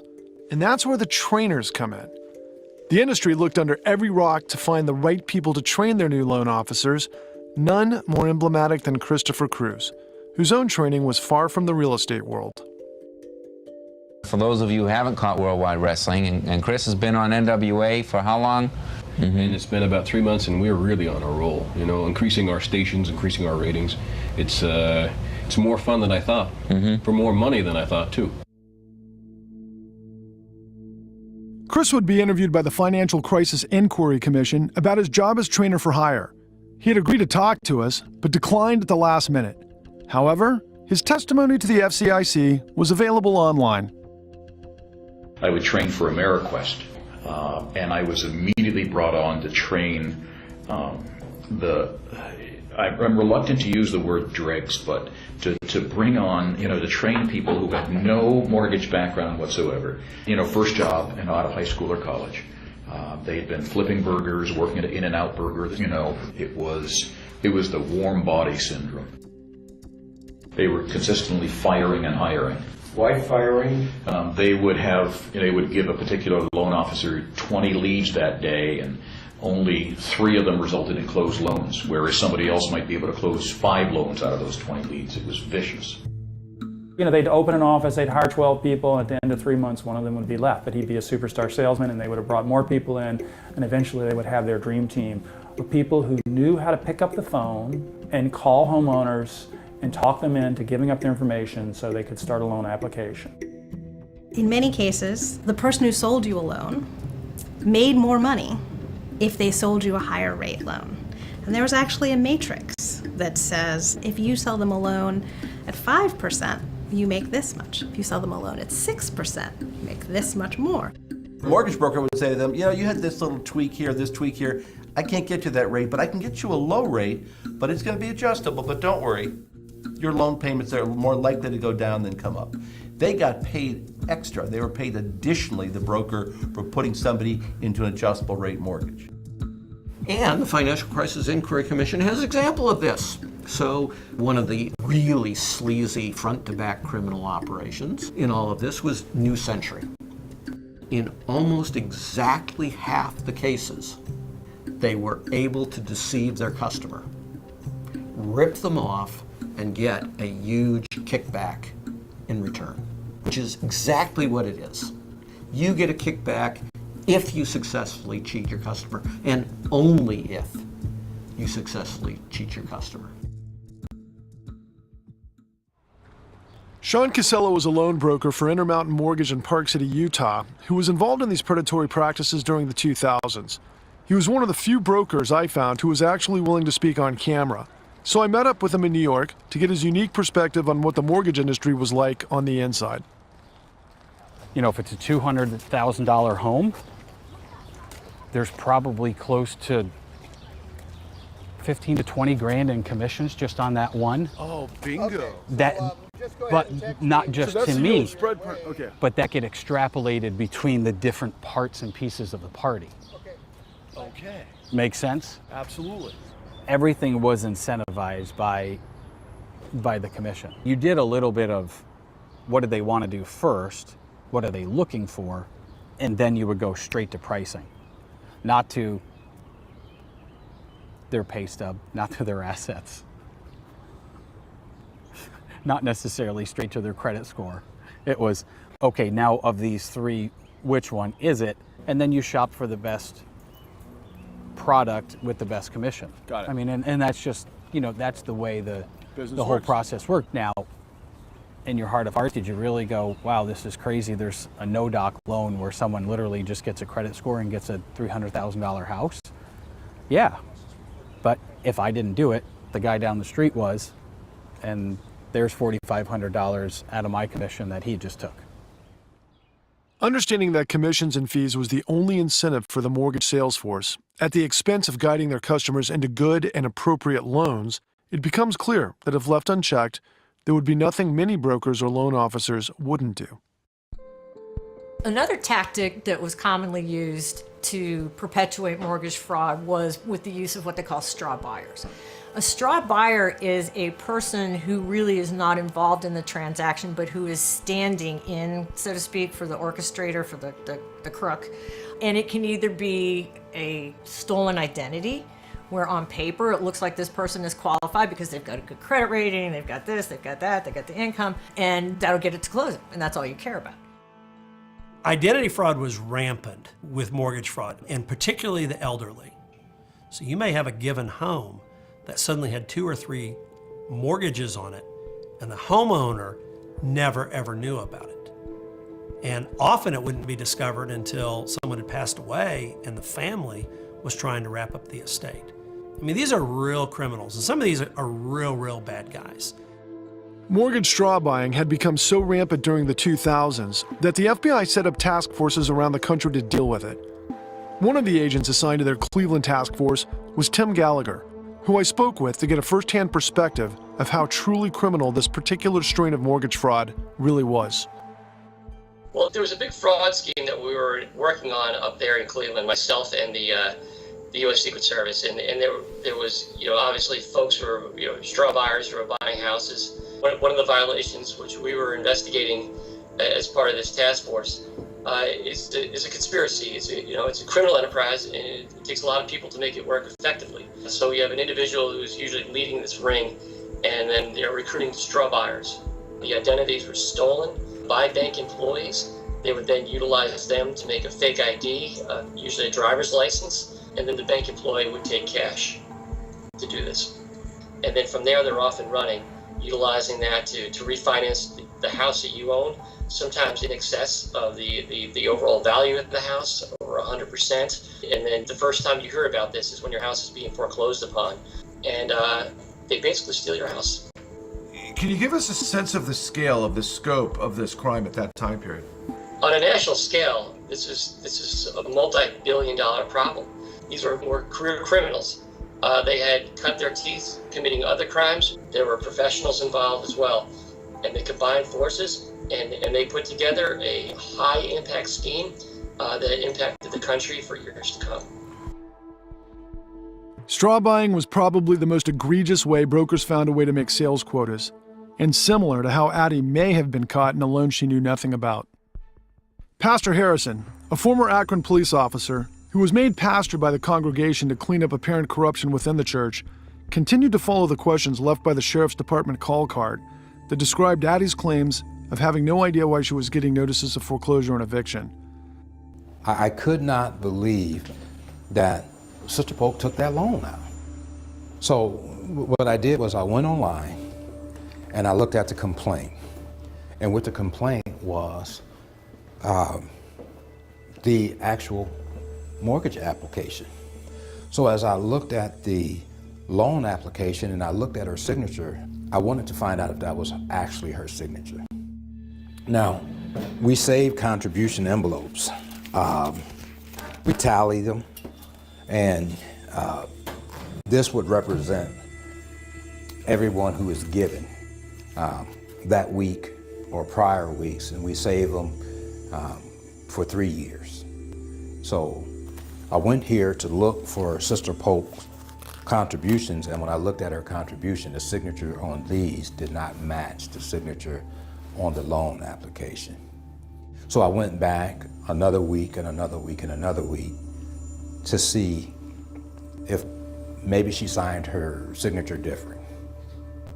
Consistently, Addie Polk signs her signature with her middle initial. The loan application did not have her middle initial, and the loan application did not even look close to her signature. I don't believe Addie Polk took out the mortgage on her home. I don't believe she signed any documents. I don't believe she had knowledge that a mortgage was taken out on her home. And I believe that that played a part in her doing what she did. I don't think she knew. I don't think she knew that loans were being taken out in her name on her house. My gut feeling is that they thought, and I have seen this, where they'll come in on an elderly person, take out a loan, and then they assume she'll pass away before they get caught, because there's going to be no one there to question it. Who's going to question it? She's an older lady living by herself, no descendants. The house is gone. People are going to be happy that, the house gets raised or whatever, and they just made off with about 40 or 50 grand. As bad as it would be for a complete stranger to steal your identity and take out loans on your house, another disturbing trend emerged. In Addie's case, the person stealing from her may not have been a stranger at all.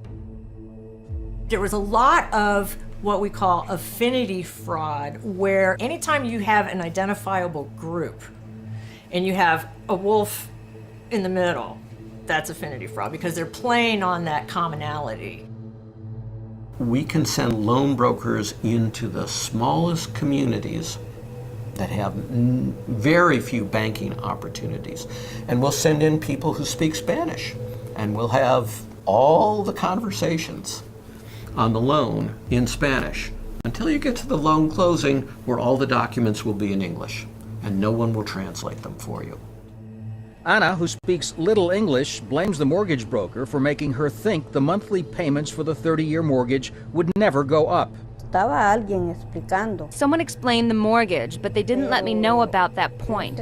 They told me I qualified, but if I had known that, I would have never taken out the loan. They tried to make it look like they were helping me, but now I could be out on the street. Hispanic loan officers would screw Hispanic borrowers, black loan officers would screw black borrowers. And I would joke, and always get a big laugh, even to this day, you should screw everybody equally, I guess was my attitude. You would say that? Yeah. And we would teach people how to, get close to people, join meetup groups, join, lead groups. Churches is a great way. You're a capitalist first. Ultimately, it's about closing the loan. It was especially effective in the churches because if you're in church, you just sort of assume that you're with good people, right? Except for that they weren't. They were wolves in sheep's clothing, and they led a lot of people to the slaughter.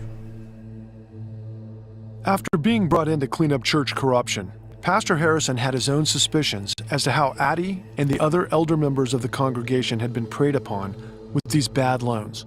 As he dug deeper into the church records, he stumbled upon some documents that confirmed his worst fears.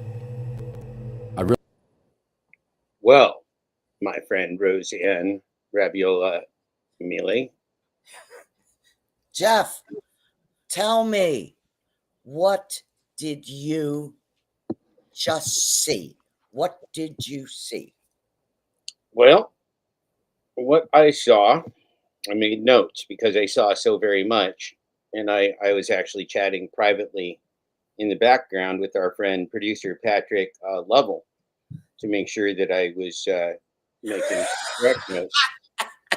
Because, listen, I know how to cheat to win games. So I did not mean to turn my red light on. That's okay. This is an emergency, but hold on. It's not that kind of emergency. But my other light bulb burned out. I want to hear. You're gonna hear it. You're gonna hear it. So what we just heard there, and then Patrick Lovell's in our audience here. You see the con episode 2, and the link are on the screen there. And guess what, Roseanne? It's all free. You get to watch the whole 5-part series for free on the con.tv. Can't be simpler than that, Boy, that's quite a bit. And if I cared about making money, I'd be doing infomercials. I could really serve this shit up. But here's what I think, Roseanne. It's so easy. If they go to our website, thecleannewdeal.org, all the evidence is there. The con, Patrick Lovell truth bombs the con, the new untouchables.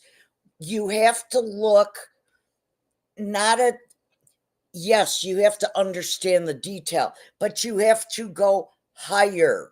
You have to go above that. So let's talk about what higher and above that. Let's talk about higher and above that. So one of the first things we saw, I'm going to throw out some keywords because one of the ways that we're going to process this is by having the right vocabulary, Roseanne.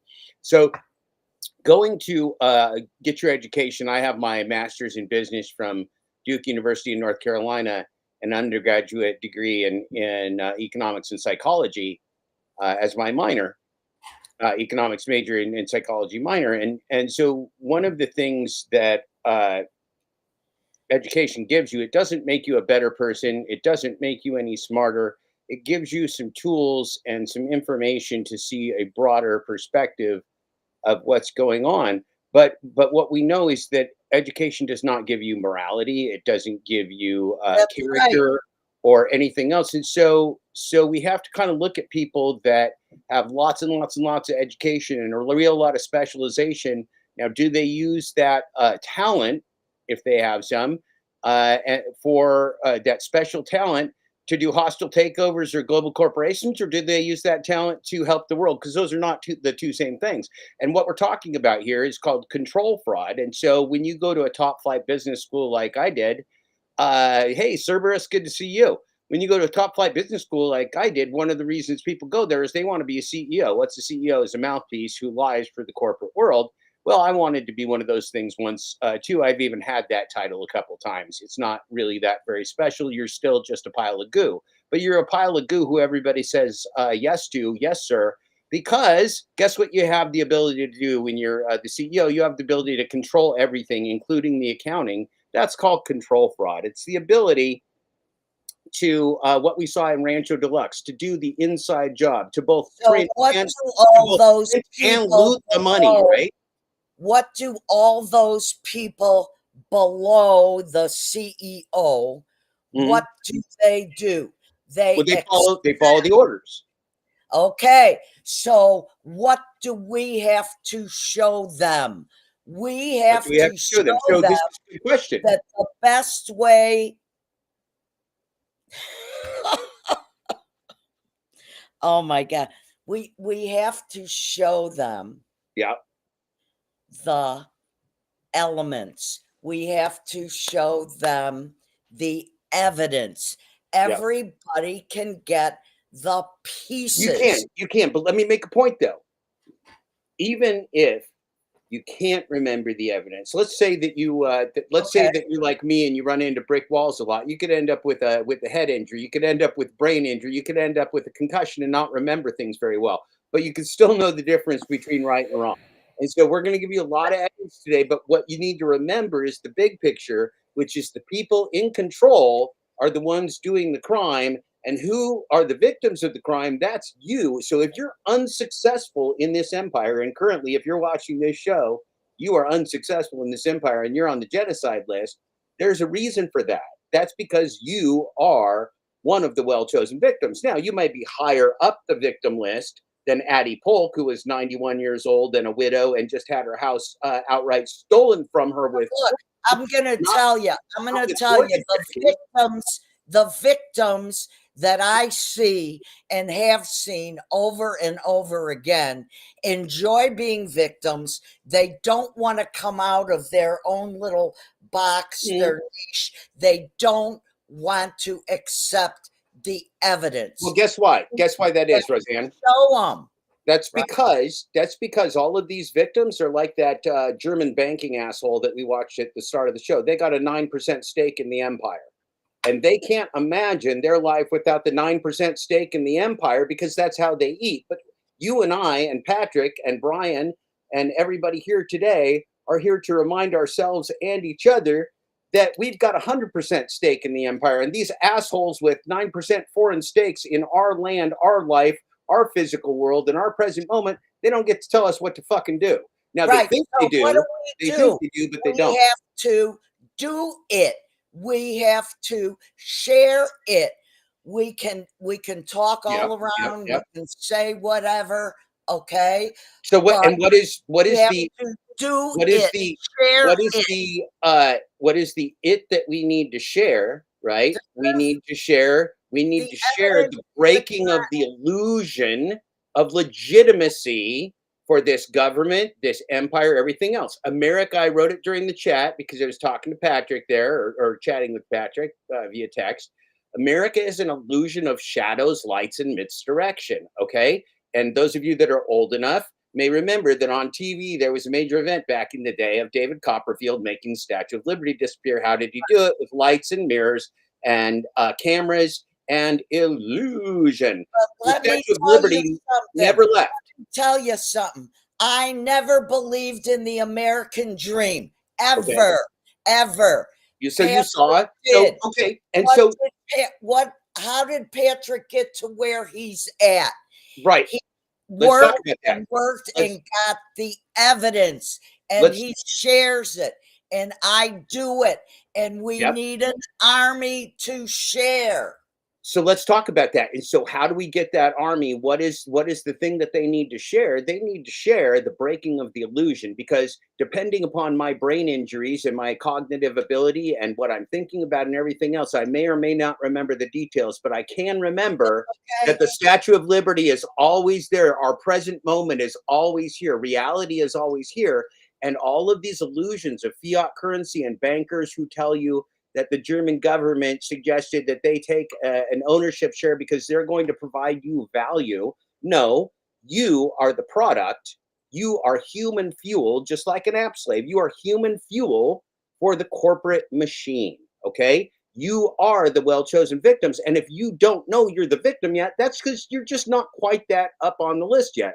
I happen to have some Jewish ancestors that were in Austria on the Anschluss, which was the night when the Germans marched into Austria with the acceptance and welcoming of the Austrian government and the Austrian police. Well, my great aunt, who is still alive today, almost 100 years old, the Austrian police, you know what they did, Roseanne?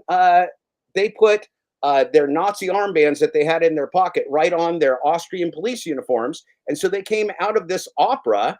They came out of this opera in Austria, in Vienna, Austria, on the night of the Anschluss. And the musicians came out and they all looked at each other and they said, the Germans and our police are marching down the street with Nazi symbols. Are we really going to do the second half of the show? And guess what, Roseanne? They didn't do the second half of the show. The second half of the opera was not performed in Vienna that night. And my great aunt wrote a great story about it. Now, what did they do?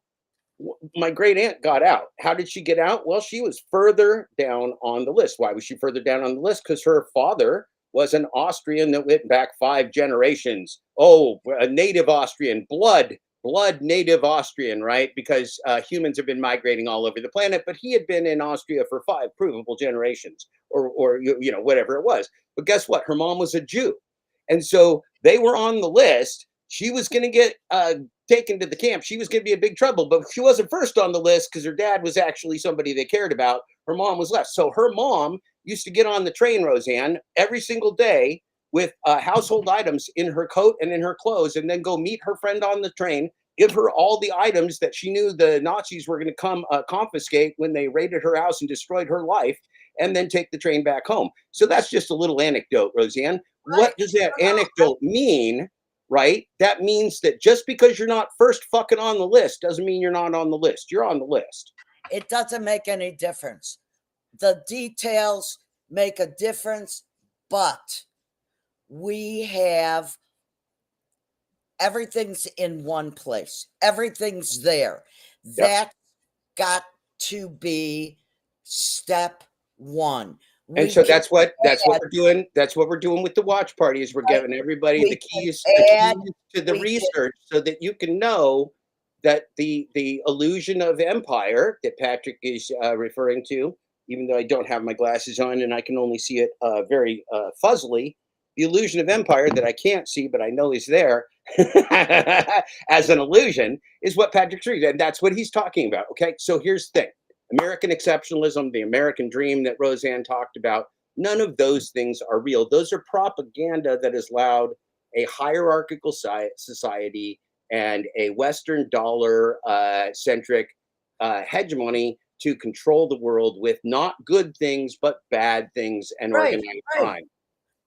Go ahead, Roseanne. So that's why we need to get as many people as possible in the watch parties, show them the evidence, share it, do it. Are you ready to go to the next episode? Yeah, I am, and I lost my glasses, which is why I look currently like a confused old man, because I'm a confused old man. But that's not the point either, right? So let's see the things that I could potentially read if I had the phone far enough from my face. The same people that print your money, and how do they print your money? They print it with debt, right? Debt creates your fiat money supply. They create debt out of thin air by creating a money supply with debt, and then they use that debt as an asset. Hold on, Roseanne. We don't want to talk over each other. Hold on. We're getting too excited. You're gonna shout me down. I can't. You're tough. You're as tough as I am. You can outshout me. So they use that printing. Or they use that debt to print money, which is then used to enslave you. Now, what happens to that? We saw some of the stuff. So once they print that money, they use that debt. Now, you've heard of exponential growth. Exponential growth is if I have $10 and I get 3%, right? Then I'm going to get 30 cents on that $10, right? Okay. Well, so then that's $10.30. Then I'm going to get another 3%. And then that's $10.33, or that's 33 more cents stacked on there, or something to that effect. And then you got $10.63 or something with my shitty math. But you get the idea that it keeps growing and growing and growing, and every step it gets bigger. And before you know it, it's bigger than the sun. It's virtually infinite. Now, let me tell you something else. That's what corporations tell you is happening, is exponential growth that happens forever. And they kind of have said the quiet part out loud, which is that exponential growth is a lie. It can't grow forever. That's a product of a Ponzi scheme. Now, hold on, Roseanne, because I'm going to make a point here. I'm going to drop the fucking hammer on capitalism right here, or on what we call capitalism in America, which is nothing of the sort. It's monopoly and it's corporate fascism. So here's the little secret, right? Is that fraud is the way in which they take exponential growth and they supercharge it into a mechanism hotter than the sun that is going to burn up all life and ideas of life in the known universe and leave what I call a smoking non-smoking black hole when we're gone. And there will be no memory of us. If humanity fell in the universe and nobody heard it, would it make a sound, Roseanne? It wouldn't. We're going to make no sound. We're going to be gone. We never fucking existed. This is all an illusion. That's what those fuckers want. That's not what I want. Now, again, I'm going to go back to this, right? What do corporations tell you? Corporations tell you that exponential growth is real. It's not. We live in the real world. Nothing that we do, our wages, our vegetable gardens, our children, nothing grows exponentially. We all grow incrementally because we are real in the present moment. Their exponential growth is a fucking lie, which is mathematically impossible to sustain. Now, what's even more mathematically impossible to sustain? Fucking fraud, Roseanne Miele. Fucking fraud is impossible to sustain. And you, my friends, you, ladies and gentlemen, are controlled in a world of fraud by Western empires. That is the absolute truth. That's what you can take to the bank. Roseanne, I'm going to go ahead and start the show again, and we'll be back. Is that okay with you? You want to say something else before we go? No, go. All right, let's go. We're on a roll. We're both fired up. Roseanne and I are going to shout at each other for the rest of the day till I lose my voice. Right. Okay. Right. Here we go. And I'm going to find my glasses too, which will make it exciting for all of us. Realized what I had to do was read everything I could get my hands on. So I was reading minutes of meetings. I was reading contracts. I was going through the file cabinet. And as I began to look through these files, I began to find personal information of individual members. It was all the information that you need to conduct business on behalf of someone else, unbeknownst to them. That was chilling. There's no doubt in my mind that we had members in this congregation at that time that were taking advantage of older members, such as Addie Polk, for their benefit. It was clear these brokers would stop at nothing to get someone like Addie into a mortgage. But simply manipulating someone into a loan didn't mean an automatic payday. If you wanted your commission, there were still plenty of hurdles to overcome. You stand to make more than you made all last year for a single deal. But you don't get any money unless the loan is approved. Now, how are you going to get the loan approved? There are two ways to get the loan approved. One is to inflate the borrower's income, and two is to inflate the appraisal. If you had somebody who couldn't afford the loan, if their W-2s showed their income was at a certain level, you simply took somebody else's W-2, cut and pasted your customer's loan onto that, and presto, suddenly it looked like they could afford the loan. Brokers were devising business cards, made-up business cards for their borrowers so that they could pretend that they actually had a job that they never had. You would find that people lacked imagination to change the lie every time, so they kept the same ones. You know, there was multiple architects, and they would just come up with the same thing, borrower after borrower. There was a guy that came to work, took some office space up above, and no one really saw he or his underwriter much. And the stories that came out of there about him taking people's packages, taking their loans, and basically rewriting them, and then just sending them through. Rewriting the loans based on criteria that would get them approved, is that what I'm hearing? Oh, absolutely. Okay. I mean, I look at it, he was just blatantly cheating. Was. I mean, that was as criminal as it gets. I think it was AmeriQuest had people who were bragging, you can come in at 9 o'clock and have a loan by 5 o'clock, because they were going back and manufacturing all the paperwork. The lenders were manufacturing all the documents you needed to get to closing in the back room. Have you ever heard of the AmeriQuest art department? And every branch they had an art department. They had windows like that, and the art department was where they would either do tracings or they would create documents. You would go in there and you could smell the whiteout. So there was clear fraud involved in some AmeriQuest loans.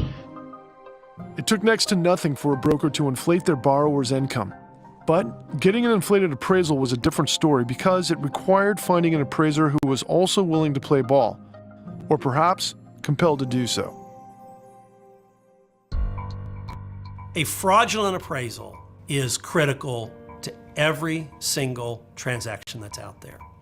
An appraiser just doesn't go out and say, hey, I've looked at this house, here's what it's worth. An appraiser is told, here's the contract, here's the value for the deal, you need to support that. I saw emails were sent to me, somebody looking for an appraiser and said, I have a house for sale in such and such a community. I need an appraisal of X amount of money. If you can get this for me, call me. People were shopping for appraised values. If you were ethical and you said, I'm not going to inflate appraisals, you didn't get any more business. AmeriQuest, and not just AmeriQuest, there are a whole bunch of companies like this, they stopped calling. If you would give them what they want, you got more business than you could possibly handle. We have surveys of appraisers as to how common appraisal fraud was. First survey is done in 2003, and it shows 55% of appraisers have personally been subjected to efforts to extort them to inflate the appraisal. By 2006, that percentage is up to 90%. So this is where you go from using the word epidemic to pandemic at this point. To corroborate this from the source, we attended an annual appraiser convention in San Antonio, Texas, where Bill was asked to speak. Here we had a chance to hear from the same appraisers who had spoken out against this extortion throughout the 2000s. Appraisers have been the folks who should have saved us. Gave the perfect warning, and we had a completely unnecessary great financial crisis because you folks were ignored. So, can you join me and say it loud enough? Did somebody warn about the appraisal fraud? Yes! Who do you say was doing it? Thank you! And did they do that accidentally? No. Is it okay to extort appraisers? No. It's a friggin' felony!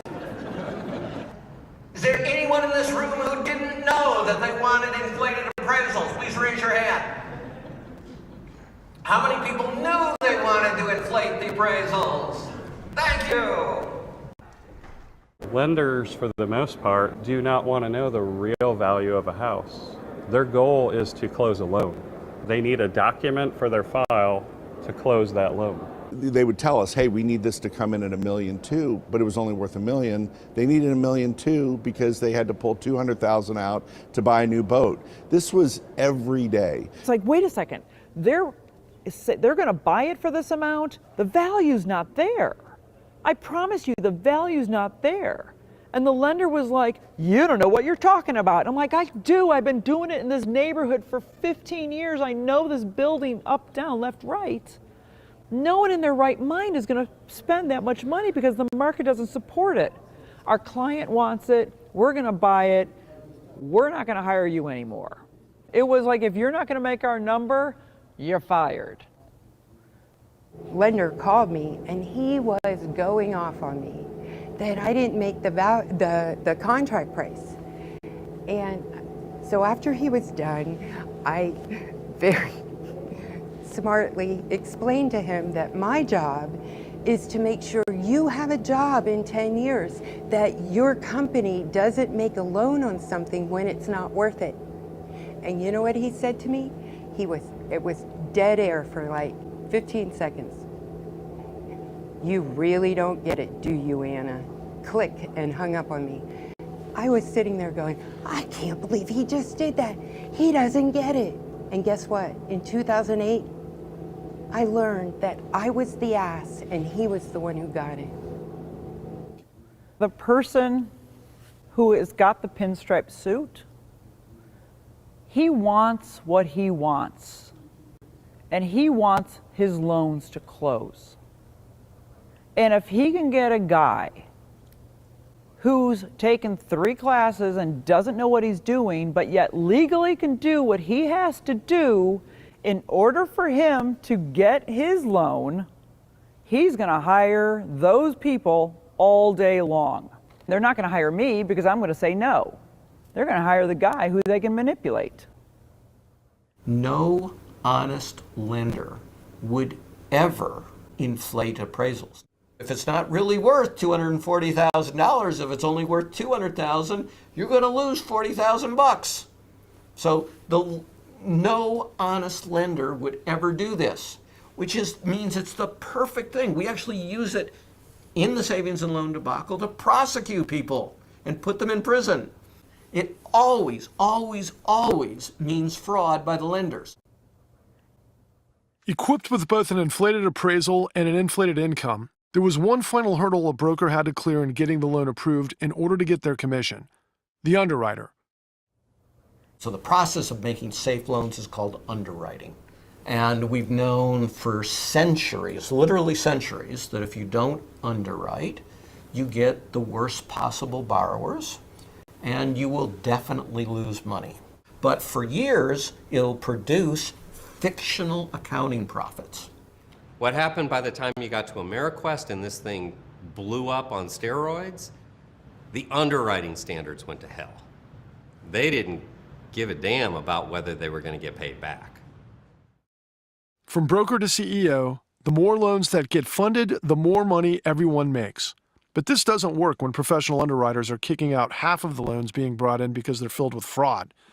And so once again, the industry went to what seems to have been its default setting: hire inexperienced people to do the professionals' jobs.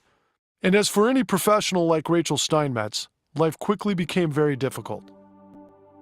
While I was in college, I got a job working for a mortgage broker who also was an Orthodox Jew. And we just ran a straight-up business. 8 paper loans, we dealt with amazing clients, we gave the best service out there. And to me, that's what the industry was. The way a mortgage should have worked was you should have looked at a loan like you were going to service it for 30 years. But what started happening was the industry started dropping their standards. So when I went to Greenpoint, it was a culture shock. The way that Greenpoint was set up was you were rewarded only for closing a loan. There was no reward for doing a good job. There was no reward for taking a step back and saying, let's do it the right way. You made your money if you moved quickly and you got loans closed. They had a process that they called scrubbing a file. Now, scrubbing a file is exactly what you think it is. They would take the file and they would scrub out whatever they felt the underwriter shouldn't see. People I wouldn't lend a pen to, and I was being told to give them $500,000 without a stitch of paperwork. Over time, what I found was I was allowed to approve a loan with nobody looking over my shoulder. I just wasn't allowed to decline a loan without anyone looking over my shoulder. And it was interesting. On the one hand, we were told, rah, rah, rah, there's so much profit, we're doing a great job, but we were also being told, you're not doing enough, and we need to do more. And it was always push through a loan, push through a loan. The language was always push it through, push it through. Rachel's professional training, as well as her personal sense of integrity, caused her to push back against these demands, fully aware that not only would these loans hurt their borrowers, they would hurt the company as well. Rachel's superiors, however, were not interested in her due diligence. Very, very early on, I was asking a lot of questions, and I started being put under a lot of pressure. My workload was being increased. Suddenly, I was a performance problem. I was being called into meetings at some points almost daily. At one point, I walked into my manager's office, And she had left lying on her desk, right in front of me, communication between her and HR. And she was trying to figure out how to write me up because she didn't know what to write me up for.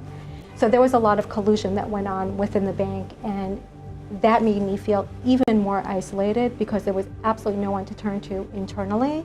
And it was clear that there was something very toxic within the organization going to a very high level. I ended up taking this more public than I would like. I'm a very private person. I don't like the fact that I'm even in front of the camera right now. This is not my first choice. At some point, the media picked up on what I was doing, and if you Google me, there's my name as a whistleblower. Everyone wants you to say something. You know, if something bad happens, we're all very angry that people don't speak up. But when you do speak up, people get very confused by that, and they don't know how to interpret it. And it's made it very difficult for me to actually find employment. I probably haven't, in 10 years, had a month where I've been positive how I was going to cover my bills. And it's been scary. With professional underwriters like Rachel out of the way, the accounting control fraud of the savings and loan era had now been successfully resurrected. Mortgage company CEOs set up their companies to generate millions upon millions of predatory loans that would wreck the company in the long term, but in the short term would allow them to extract massive bonuses from it. To do this, they hired thousands of inexperienced and undereducated loan brokers whose commissions were based upon how bad of a loan that they could coerce their customers into. The worst of those brokers lied to customers about the terms of their loans to get them to sign on the dotted line, and then inflated their incomes to get the loans approved, as well as threatening to blacklist appraisers who didn't play ball. And to make sure none of this was ever stopped, inexperienced underwriters were hired and incentivized to push through as many loans as possible, while professionals like Rachel Steinmetz were forced out. And once Roland Arnault began to run away with all of the industry's business, the vast majority of other lenders adopted his model just to keep up, to the point that by 2006, 40% of all mortgage loans generated in America were fraudulent. And because there were no regulators to stop it, a Greshams dynamic took hold. It was only a matter of time before it would produce a national catastrophe. This insanity left most people in the industry with three options: knowingly participate in the scam, do your job but don't ask any questions, or just leave it all entirely. But there was also a fourth option: stand up against it. Before his time in the mortgage industry, Michael Winston had made a name for himself helping to grow such companies as McDonnell Douglas, Motorola, and Merrill Lynch into well-oiled corporate titans. But during his time at Merrill Lynch, he received an out-of-the-blue recruitment call from an up-and-coming California mortgage lender who desperately wanted him to bring his talents to the West Coast. The lender who, incidentally, happened to be responsible for Addie Polk's loan, Countrywide. I remember vividly how Countrywide, how and when they recruited me. Angelo Mazzillo was the CEO of the year, and Fortune had an article called The 24,000% Growth Company, Countrywide. It was on the cover. And they said, we're not used to such growth. You've helped companies become a growth engine before. We want you to make us Goldman Sachs on the Pacific. Come here and do that, and you'll be a hero. After initial skepticism about joining this relative newcomer to the Fortune 500 scene, Michael eventually accepted the offer. After all, Angelo Mazzillo's mission for the company seemed laudable enough to warrant taking the leap on this new venture. Mortgages are special because they do make such a difference in people's lives. I witnessed that every single day, and I particularly witnessed it when I took loan applications and saw the excitement of people with the opportunity of getting into a home. Home ownership changes a society. Michael embarked on this new adventure with enthusiasm, excited about the prospects of helping to grow what appeared to be an already great company into a remarkable one. Yet it didn't even take a full week on the job for the first red flag to go up. On one occasion, I parked in the front, and I passed a car that said Fundum on the plates. A guy came right from that car. Whether he was the owner or was parking it for the owner, I have no idea. But I said, Fundum, that's sort of an interesting plate. What do you suppose it means? And he said, oh, I know what it means. It's Angelo Mazzillo's growth strategy for 2006. Now, I've heard of growth strategies moving from domestic to global, moving from products to systems. Fund them is a growth strategy? How can that be a growth strategy? Oh, we're going to fund all loans. What do you mean you're going to fund? What if the person doesn't have a job? And he said, well, fund them. Okay, well, that's going to be a moment I stop. This was not our planned stopping point because I found my glasses and lost the stopping point in simultaneous synchronicity. There's our friend Roseanne Miele popping in over there. But I want to keep the ball rolling because I want to get through the film. Here's Roseanne popping in. She's having a quick snack. We're keeping our blood sugar up. I'm doing it too. It's a long morning. I woke up this morning so fired up to talk to you all. I woke up at 4:30 this morning, Roseanne. 4:30, and I could not wait to talk to everybody. So here's the deal. Here's the deal. What this saying? Fund everybody. Fund everybody. We don't care because what are they doing? They're creating debt, which is printing money. Then they're multiplying that money countless times, well beyond exponentially, with fraud, unhinged, uncontrolled, unrestrained, unregulated fraud, control fraud, Roseanne. And with that control fraud, they then, it's going to get really nasty. Guess what they're going to do with all those assets? They're going to sell it back to us as dog shit that's going to kill us. That's really exciting.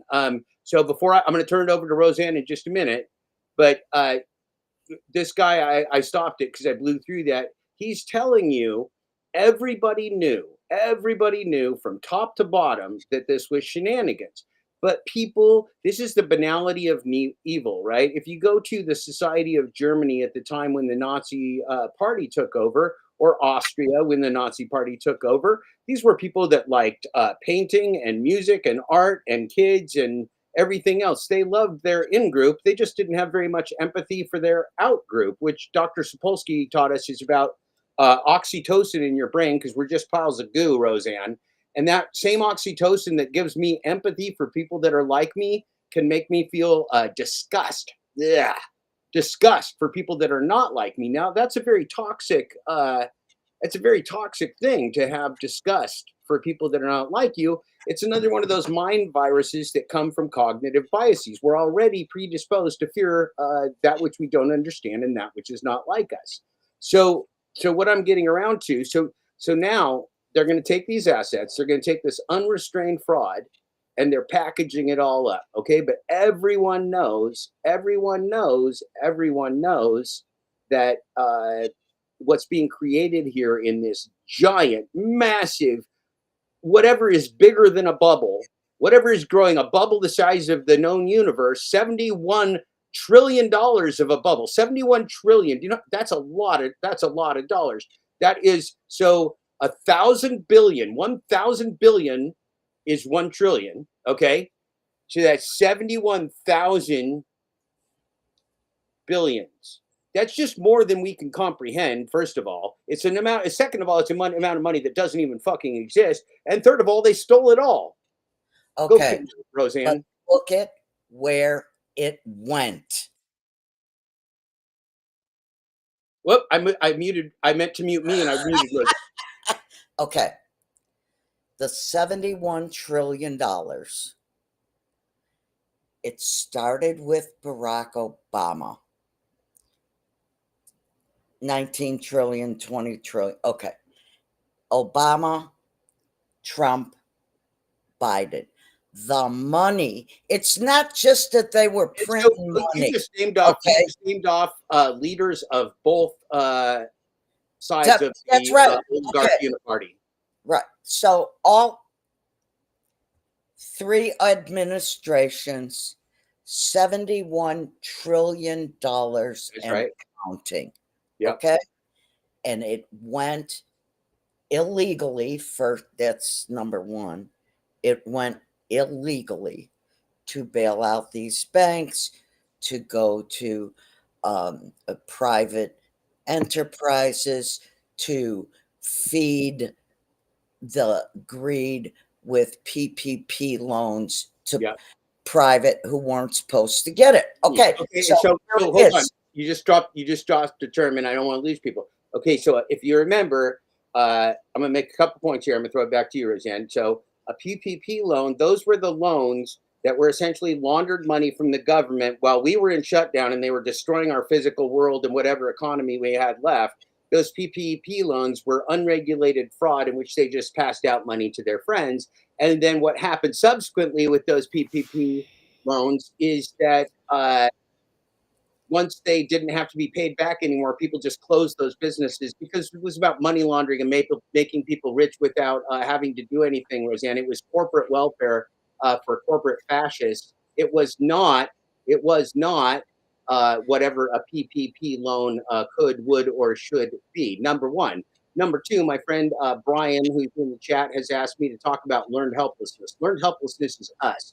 Learned helplessness is the cognitive biases. The cognitive bias, it's only one cognitive bias, so it's not a biases, it's a bias. This English language is a real bitch, Roseanne. So the cognitive bias of learned helplessness is when we get so beaten down that we can't get up anymore. We learn that no matter what we're going to do, we're going to fail. Now, my life has been an exercise in learned helplessness because my social credit score is around my pain level, and that's also zero.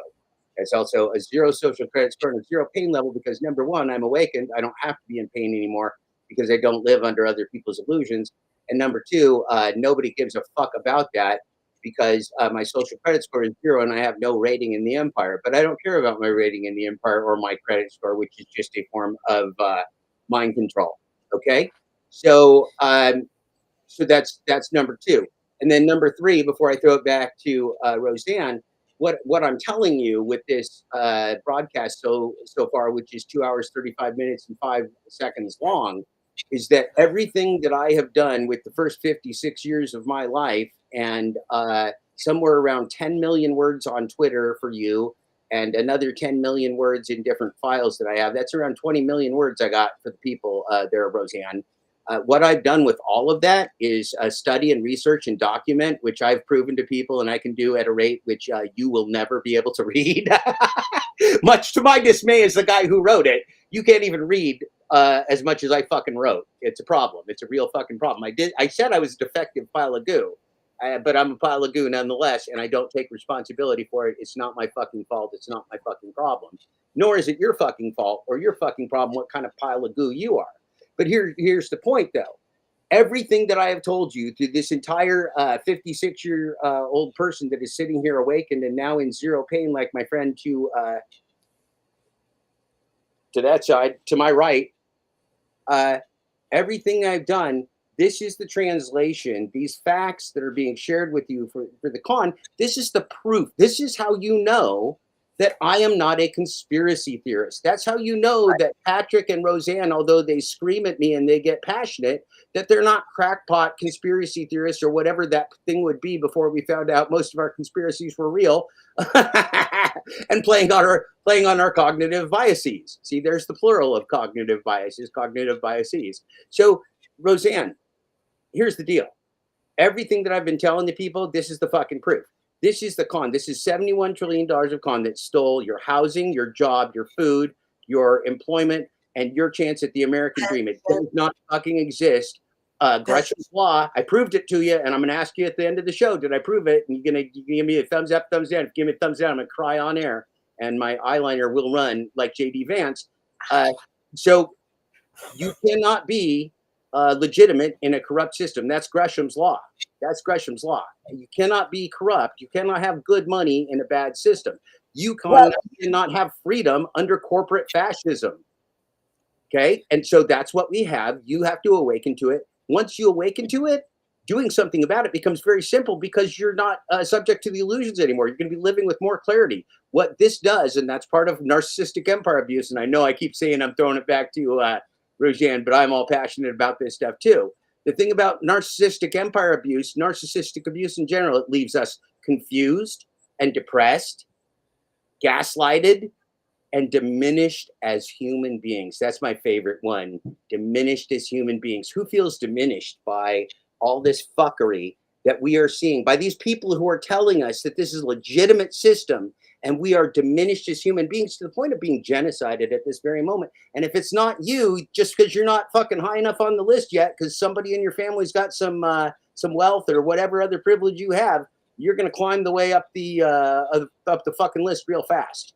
Right? The Nazis don't stop with the well-chosen victims. They move on to the next ones. And if you're not in the first group, most of us are in the first group. Lucky us. We go first. But if you're not in the first group, you'll be in the next group. Go ahead, Roseanne. I'm going to mute myself because I can hardly contain my enthusiasm for helping people to awaken. Number one, they can't kill all of us. Okay. That's true. Number one. Number two, we are powerful. Number three, look at what was just shown. Just a couple of the things that Michael said, but look at all those appraisers. There were a couple of hundred appraisers right there. The appraisers knew what was going on. Gresham's dynamic takes the bad practices, the corruption, and it drives the good practices out. So if those appraisers, and how many people even thought about appraisers? How many people even thought about underwriters? Okay. Well, can I say something to you on behalf of humans and human nature? Okay, so as you can see, and I said it at the start of Full Dash Closure, which my friend Brian mentioned in the chat here. It's a book that hopefully should be out this year if all of the things that we're hoping for come true. We don't know. I might be dead by the end of the day, and then, well, they'll still publish it because I already told Patrick he can publish all my work even if I'm dead. Ha ha ha, motherfuckers, ha. Even if you kill me, still not going away. Now, the point is, however, that are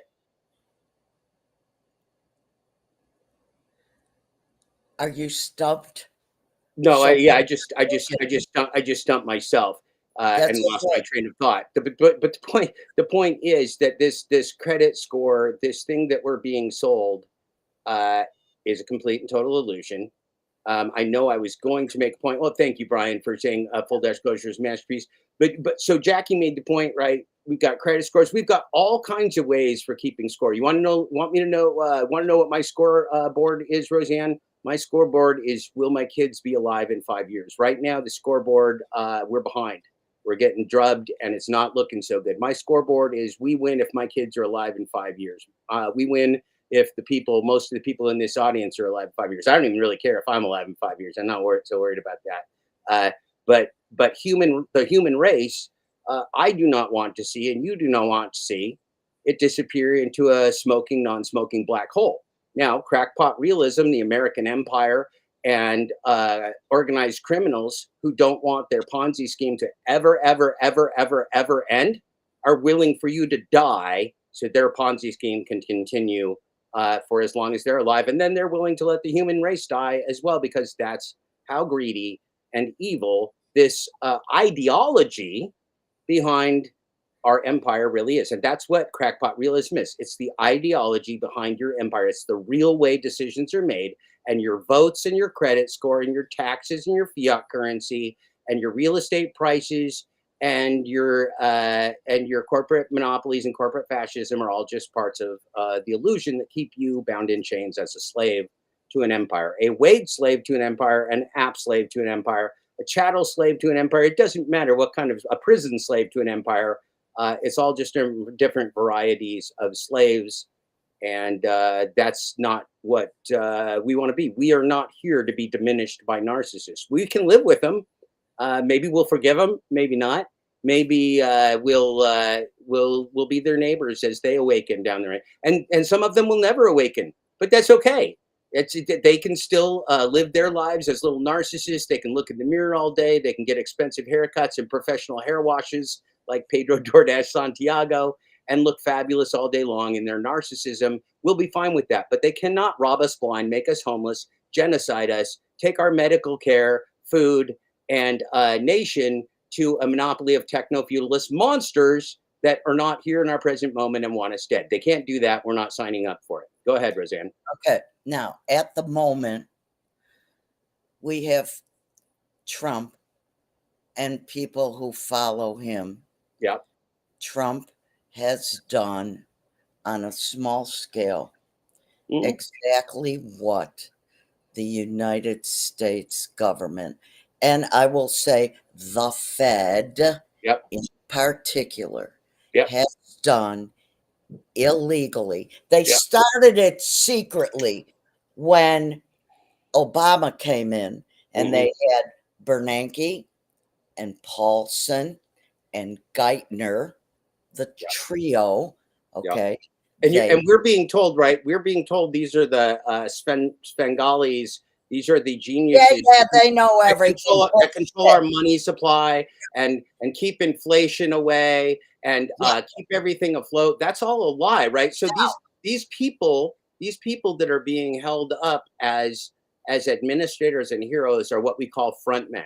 They're just the pitch men for a scam.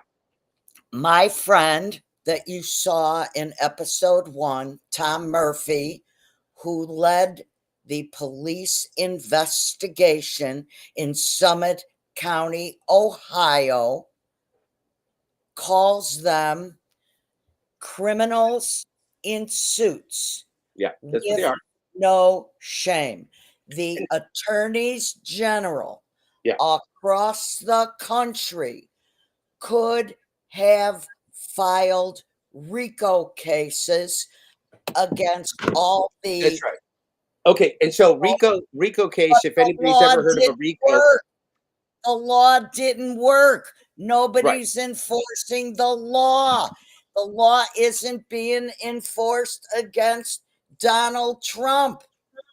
That's right. So the RICO law, again, we're dropping terminology in there like PPP loan. A RICO law is just, if you ever watch a mob movie, they catch mobsters on RICO law because RICO law is just organized crime, which is always comes back to inside jobs and money laundering, right? It always comes back to Rancho Deluxe. It always comes back to the inside job. And that's what CEOs are. That's what the Fed is. That's all. It's an inside job. You're being driven homeless and into economic failure and austerity by an inside job. That's what it is. So I'm not sure I'll talk about Moose today, Brian. It's probably not the right day. I think we're overloading the people with information. But let me just make a point about this this inside job. This is selective prosecution, right? We talk about laws. So in our justice system in America, what you call the prison industrial complex, that is a system of laws, yes, but selective prosecution, right? We know that housed and wealthy people do drugs and alcohol and everything else at the same rate as unhoused and unhealthy people, maybe higher, but they don't get arrested for it, right? That's selective prosecution. Okay, that's just an example. Now, the same thing happens with financial fuckery. If I go down and rob the 7-Eleven, that's going to be a problem because I don't have wealth immunity. I don't have wealth immunity that allows me to go down and rob 7-Eleven and commit what Patrick is calling financial terrorism, right? I can't just go and toss you out of your house because I want it. That would be financial terrorism. That would be crime. But that is exactly what these people in suits are doing. They are stealing your assets. They are stealing your house. And they are committing crime for which they are not being prosecuted. And so Roseanne and Patrick are both pointing out that behind this empire, we are supposed to have a system of laws. Those systems of laws are currently selectively prosecuted. Now, there are people like William K. Black. There are people who prosecuted these things against organized criminals in the past and can continue to do that again. Now, Patrick's theory and Roseanne's theory is that by showing this truth, by showing this evidence to you, that you will then wake up from the illusion and demand the rule of law, and you'll demand that $71 trillion that was stolen right from you that house that was stolen from you, if you're now homeless or living in your car. I bet you there's somebody listening to me today that I know there's somebody who can't even drive their car anymore because they don't have a car. I know there's people listening to me today that no longer have their own home and are living with friends. I know people that are probably living in their car. Okay. So all of those people, why is that? Are they economic failures, Roseanne? Do they deserve the blame? No, they do not. They most certainly do not. That is a fucking lie. It is not rocket science. It is the simple truth. It's Fraud is complex. racketeering. Yep, it's racketeering. Fraud is complex. Organized crime is complex. $71 trillion, 71,000 billions is complex, Roseanne. 71,000 billions, 71 trillion is complex. But the only thing we need to know is that 71 trillion is also part of a grand fucking illusion and part of a robbery. Now, Roseanne, I'm going to go back. We're going to finish the film, then we're going to come back and yell at everybody. Does that sound good? Go ahead, go back. You guys are going to have to forget these piles of goo here. We get all wrapped up. All right, let's fucking go, Roseanne. We're going to finish this thing off.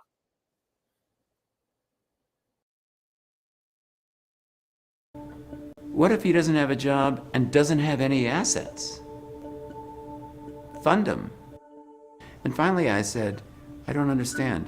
What criteria do you use in determining if somebody should get a loan? And he smiled very smugly and he said, if they can fog a mirror, we'll give them a loan. Experience told Michael that no CEO of a successful company, much less one named CEO of the Year like Angelo Mazzillo, would make such a declaration. He assumed it had to be a mistake. I thought the guy just misunderstood. And if he misunderstood, I was wondering how many other people are doing the wrong thing, just pushing stuff out the door. So I thought, oh, these bad loans are going to end up in Countrywide's backyard, right? It's like a ticking bomb. Recognizing that these bad loans would utterly devastate the company, Michael quickly got to work in trying to correct the problem, interviewing employees across the company to gain a better understanding of how exactly Countrywide was conducting its business. I probably spoke to thousands of employees, and I noticed a couple of things that I had never seen before. Number one, many of those people who were recruited were not recruited because they were at the top of their classes.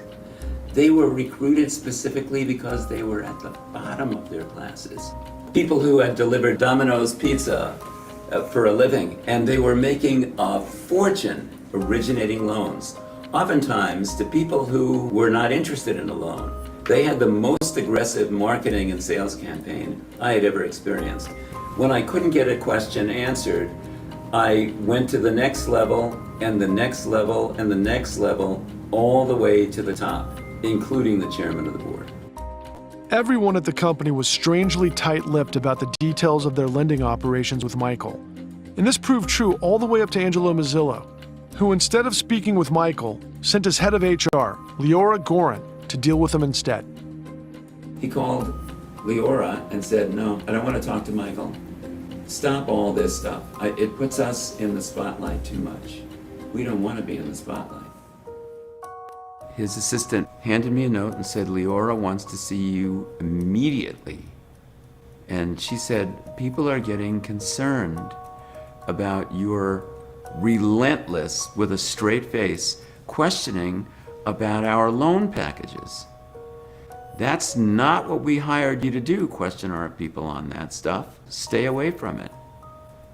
I said, you hired me because of my background. If I see something that I think is going to blow up on you or investors, I'm going to call your attention to it. Why wouldn't I? But Angelo's word was final, and Leora was instructed to make Michael's inquiries stop completely. I was directed to stop this line of questioning, which of course precipitated more questions. What are you trying to hide? After having so much trouble getting to the bottom of how Countrywide was really conducting its business, this conversation with Leora finally made it all click. There was no misunderstanding about the growth strategy the gentleman in the parking lot described. Rather, it was deadly accurate. I realized that the natural implication of the fundum policy What if they have no income? Fund them. You don't even need underwriters. You need a clerk with a green eye shade saying approved, approved, approved, approved. And that's ultimately what they had. That's why they were hiring people who had zero experience in their discipline. If they had connected the dots, no kidding, I think everyone would have come to the conclusions I came to, that this was a criminal enterprise. Michael had uncovered the whole fraud scheme on his own, and the company knew it. And that's when the environment became hostile. They never said I was fired, but that my office, the ECLO, was disbanded. Just like that. I got an email from Sharon Doyle saying we were all called into a room. Josh Claren was sitting on your desk, and he was smiling imperiously and saying, Michael Winston is not coming back. So I met with Leora. I said, what the hell is going on here? You recruited me here. I sold a house. I bought a house. My son is in high school. What do you mean? They were pounding me. They were trying to embarrass me into resignation. I said, you can do anything you want, but you can even fire me.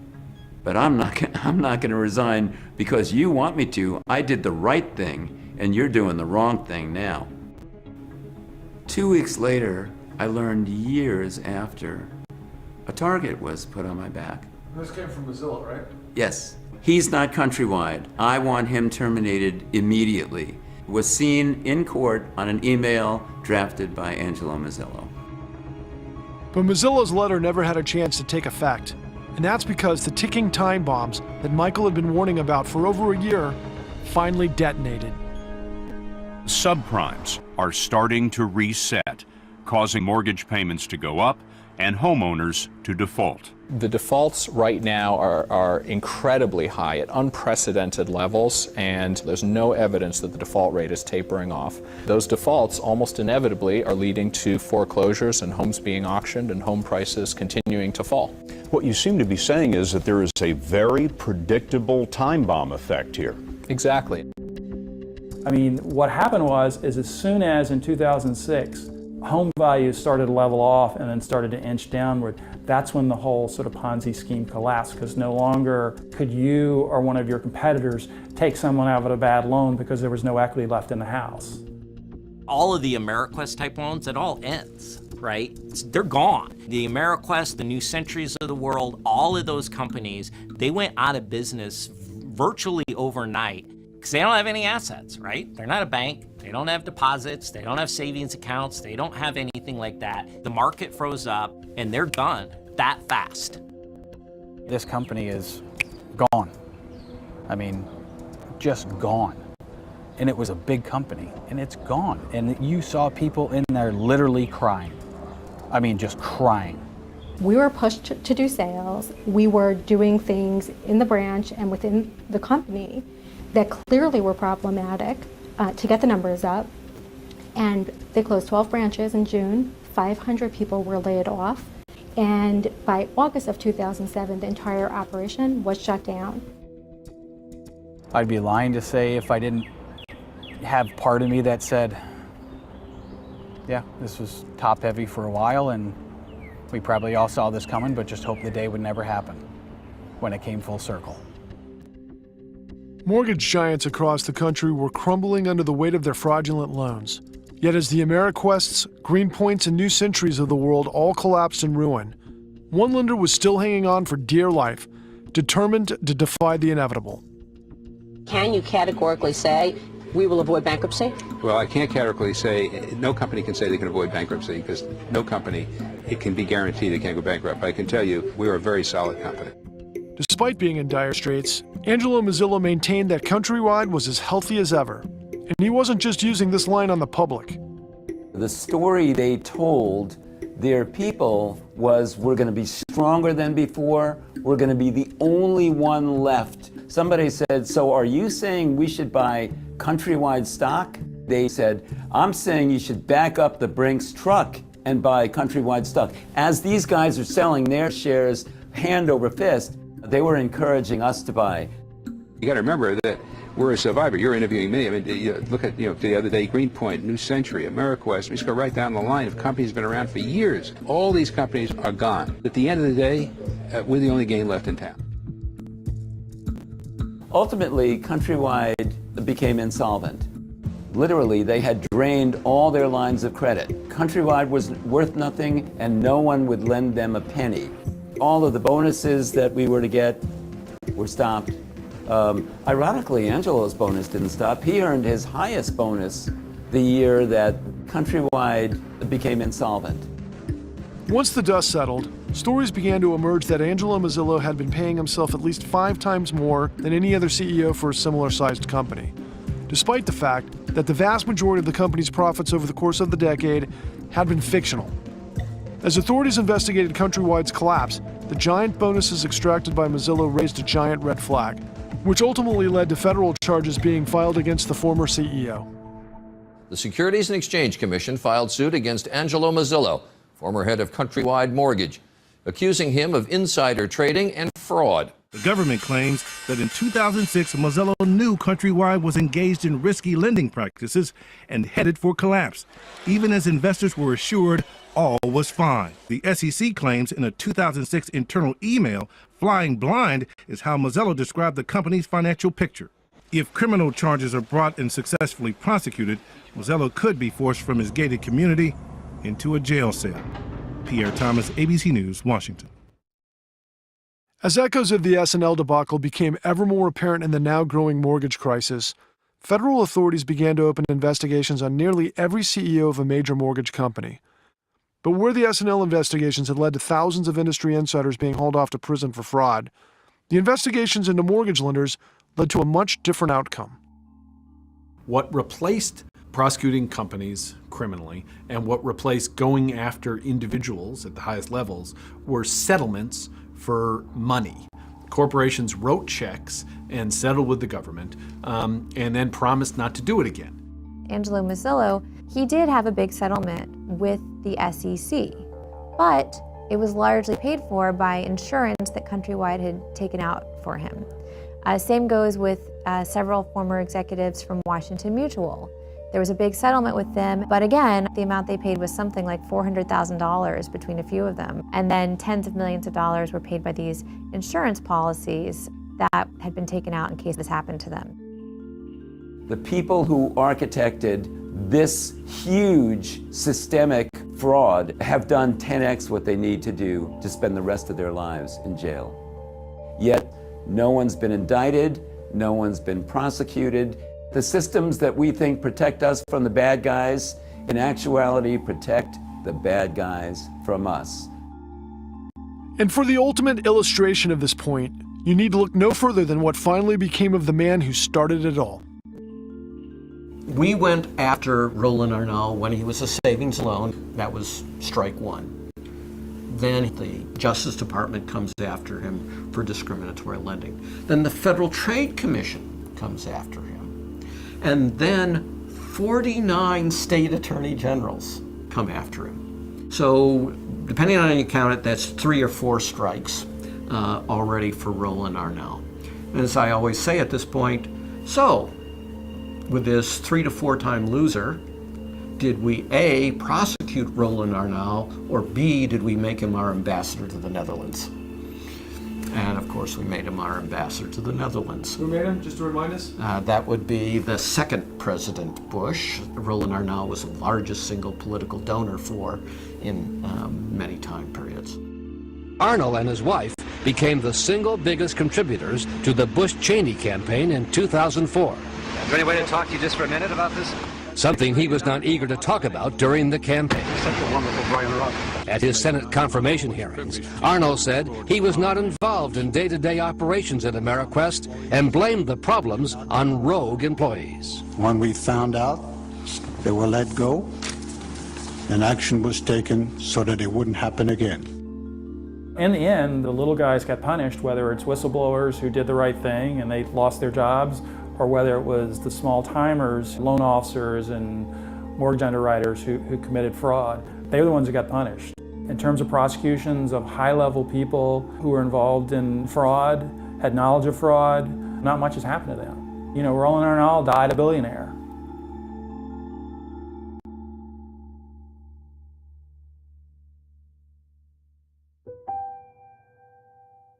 A woman is sitting in her home, minding her own business, and people are knocking on her door wanting her house. And to know that fear that she would turn the gun and shoot herself rather than have somebody take her home because she doesn't understand hurts, because all I could see was her face and her confusion and the pain. And they did it all for money, and that hurts. The tragic story here is Addie Polk and anyone else who has lost their life are not here to tell their story. And we've moved on. We've moved on.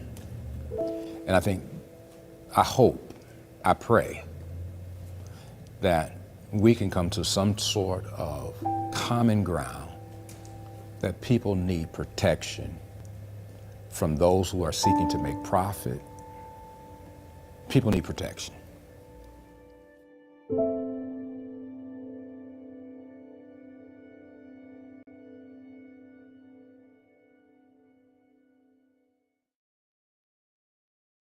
The foreclosure crisis triggered by the collapse of these predatory lenders swept the nation in late 2006. Yet as devastating as it was, once the dust settled, it seemed the worst was over. And that's when certain officials, like Minnesota Assistant AG Prentice Cox, noticed something strange. The predatory lending wasn't slowing down. It was speeding up. There was something critical here he knew that they had somehow missed. As we talk about these cases, what you'll see is we went after somebody and then they went away, and we go after somebody else who was always the #1 subprime lender in the chain, and then they'd go away, and then, but we couldn't kill it. We couldn't kill it. So I went to a colleague who was one of the masterminds behind the tobacco suit, and he's a really creative, thoughtful thinker, and I went to his office and I said, well, I just run something by you. You think I'm missing anything about how this works and what we're doing? And he said, how do they get their funding? And I had looked at their security filings. I said, looks like it runs out of Wall Street. And he's like, well, why don't you go upstream? What's Wall Street's responsibility here? At that point, I finally understood this is an integrated system. This is something where Wall Street is actively involved in making this occur. It's not some passive relationship here. There's Wall Street money, it flows into these entities make loans, package them up, give them back to Wall Street. Wall Street then sells them as securities and slices them into tranches, etc., right? So AmeriQuest and its brethren were salespeople for the money that was coming out of Wall Street. This is one integrated lending system, and that sucker is rolling down the tracks completely out of control.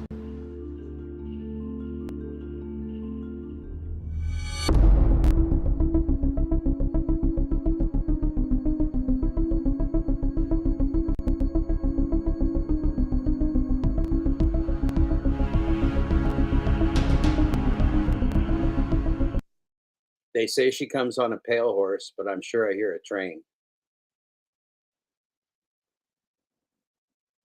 I'm positive I hear a train coming.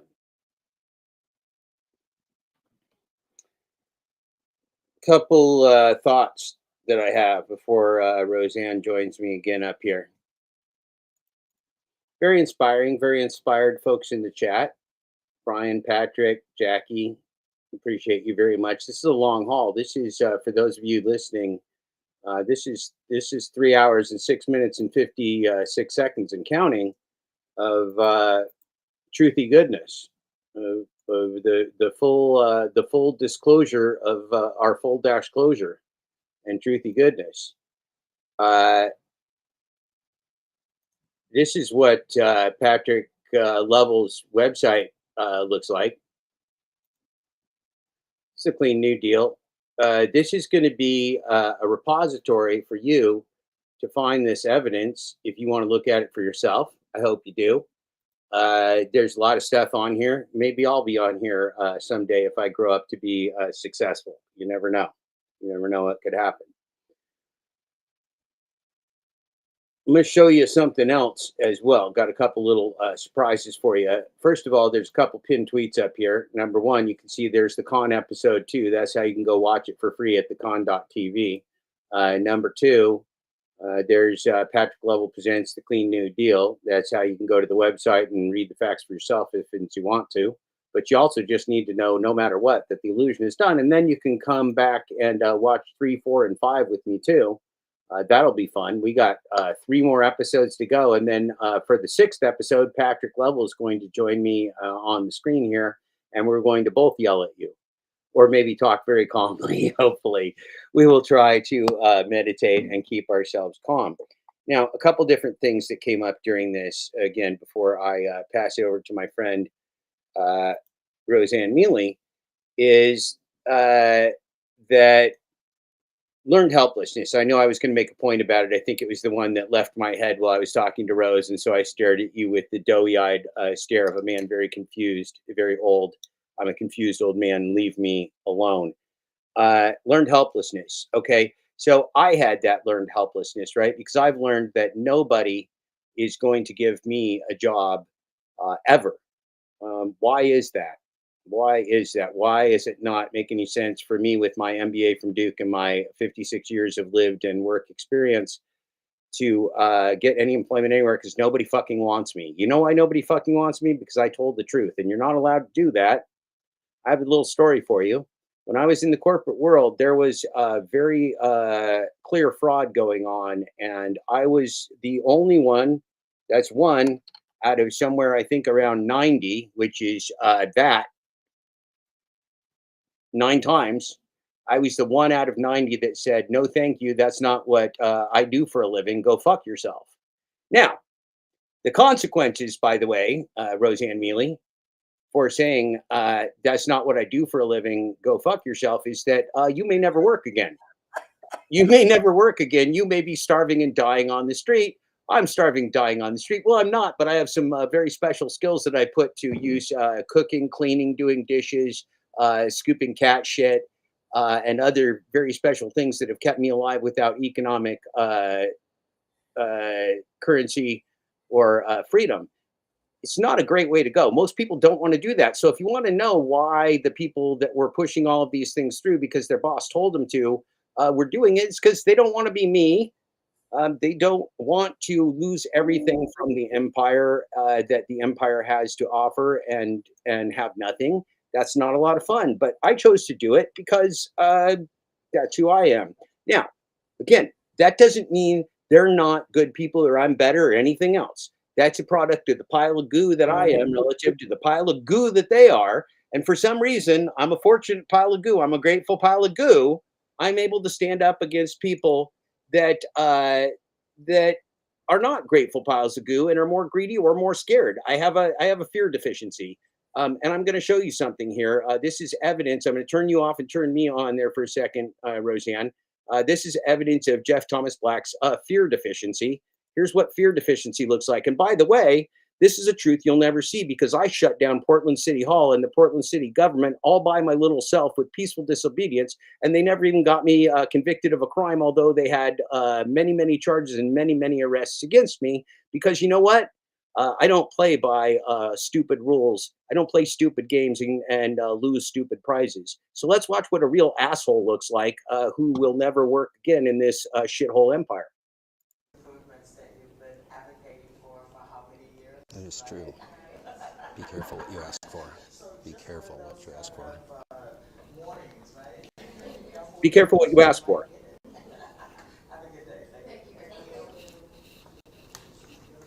Hey, good morning, everyone. My name is Jeff Black. This is called Civil Disobedience, and I'm here to teach a lesson. Thank you, Chloe, for voting against terrorists. Amanda, you need to retire. Joanne, that was a shameful vote. You can do better. Nick, you need to retire. Don't touch me. Don't touch me. Call the cops. Call the police. Call 911 fast. So, we're going to give a lesson on civil disobedience. The fact is, this is our city hall, and we get more than 3 minutes to talk anytime we want to. Hey, Lightning, you want to talk? Lightning, come up here. I want to hear what you have to say. I never get to hear what you have to say, brother. I want to hear what you have to say. I'm here to let you talk. Joe, what can you say, bud? What can you say? Right up here. I want to hear what you have to say, man. G4S is a terrorist organization. Right. And what the city council should do is hire all you guys. Right. Get you away from G4. $2 million a year for these guys. $2 million a year. And you know what they can do? They can clear City Hall against a peaceful civil rights activist with free speech. That's what these guys can do for $2 million fucking dollars a year. You want this job? I've never owned a weapon and I've never hurt anybody in my life. So if you want the job of keeping safe from me for $2 million, I think that's a good fucking job. So here's why we do peaceful civil disobedience. These folks are terrorists. They don't listen to our testimony. They don't listen to the community. They don't pay attention to morality or the rule of law. These are, and it's a shame to say it, pigs, right?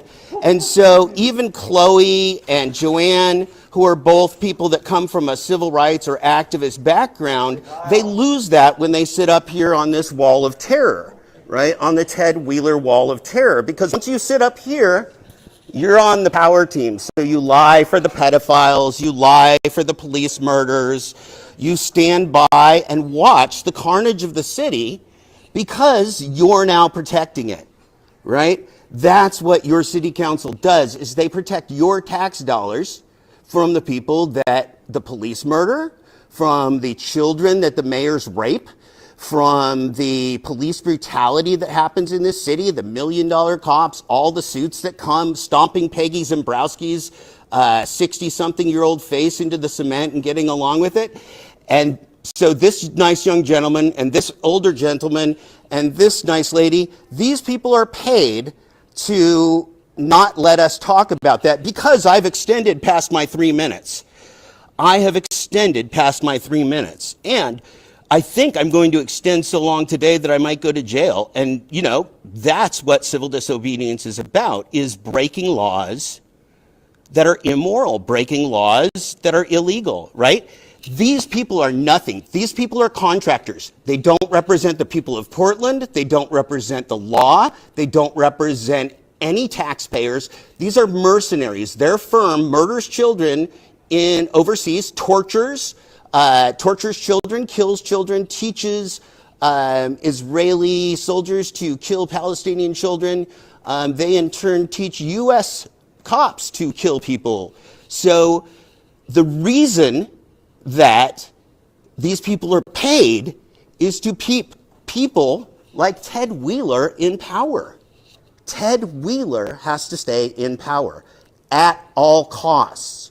Do you know what all costs are? All costs are named Andre Gladden. All costs are named Patrick Kimmons. All costs are named Moose Quanis Hayes. All costs are named Terrell Johnson. All costs are named John Elefritz. All costs are named Jason Washington. All costs are named Bradley Morgan. All costs are named Christopher Kalanji. All costs are named Bodie Phelps. All costs.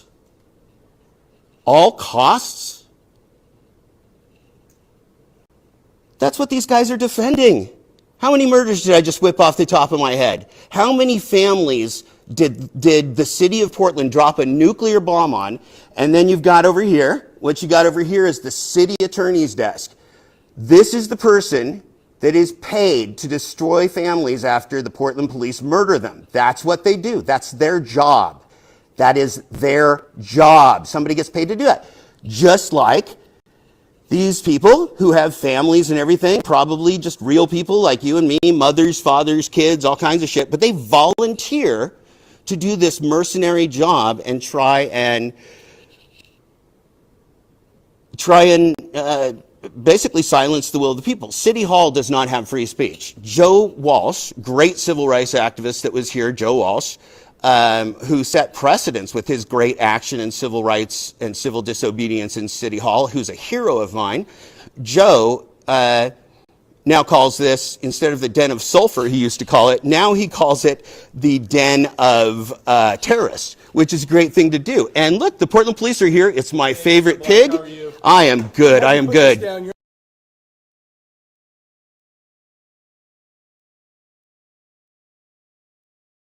Yeah, that was my personal police team. My favorite pig. He was on the Jeff Black detail. They showed up in my house with 25 guys with guns one time. After I called myself in because they'd been looking for me for 10 days. They're kind of spazzes. You know what the guy said to me? Because I had made an appointment to turn myself in, but cops are professional fucking liars. Never forget that. They're professional liars. That's what they do. It's the only thing they know how to do is to lie. Okay, that's what cops do. They're professional liars. And so you know what he said to me when I was in my shower naked and 25 cops with guns drawn showed up? He said, we lied to you. Sorry, that's just how we have to do it. And I said, I know, you're fucking pigs. That's just the way the story goes, right? So the pigs know they're pigs. The pigs know they're pigs. I've almost gotten killed by pigs a couple times. Even once by the kind that lives on a farm and is pinker than the other one. So I know a lot about pigs. I'm a pigologist. On special request, because we're having so much fun here, my favorite pig. Yep. He's my favorite pig. I get to ride in the cop car with him a number of times. He came to my house. He came to my house while I was naked. We had intimate moments together, you could say. So we're going to watch a 2-minute and 20-second trailer to my film, and then we're going to talk about this is a documentary film that I've got in the can, ready to go when I'm ready to go, which I'm not quite ready to yet. But let's watch this.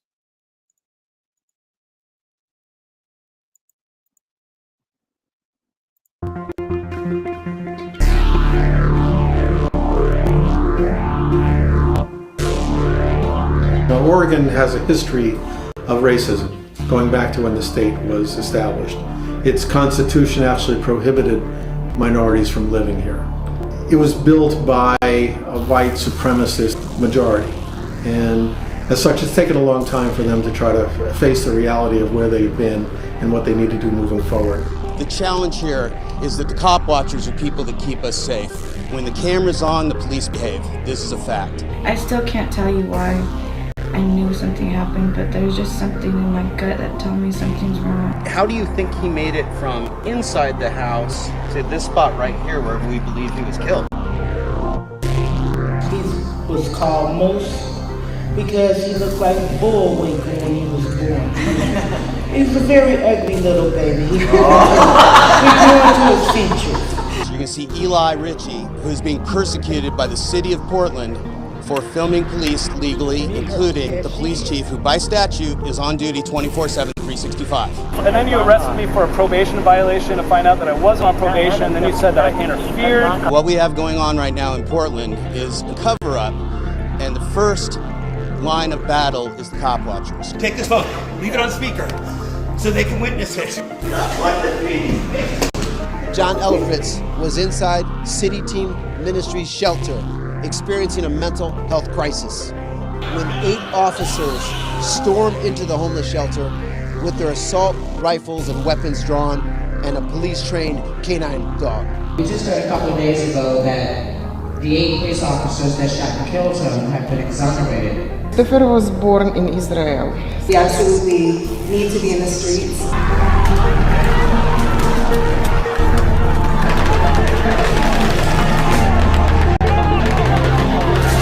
What's amazing to me is you have a Department of Justice report, you have a settlement agreement in place, and you have a city and police department that from our view hasn't changed.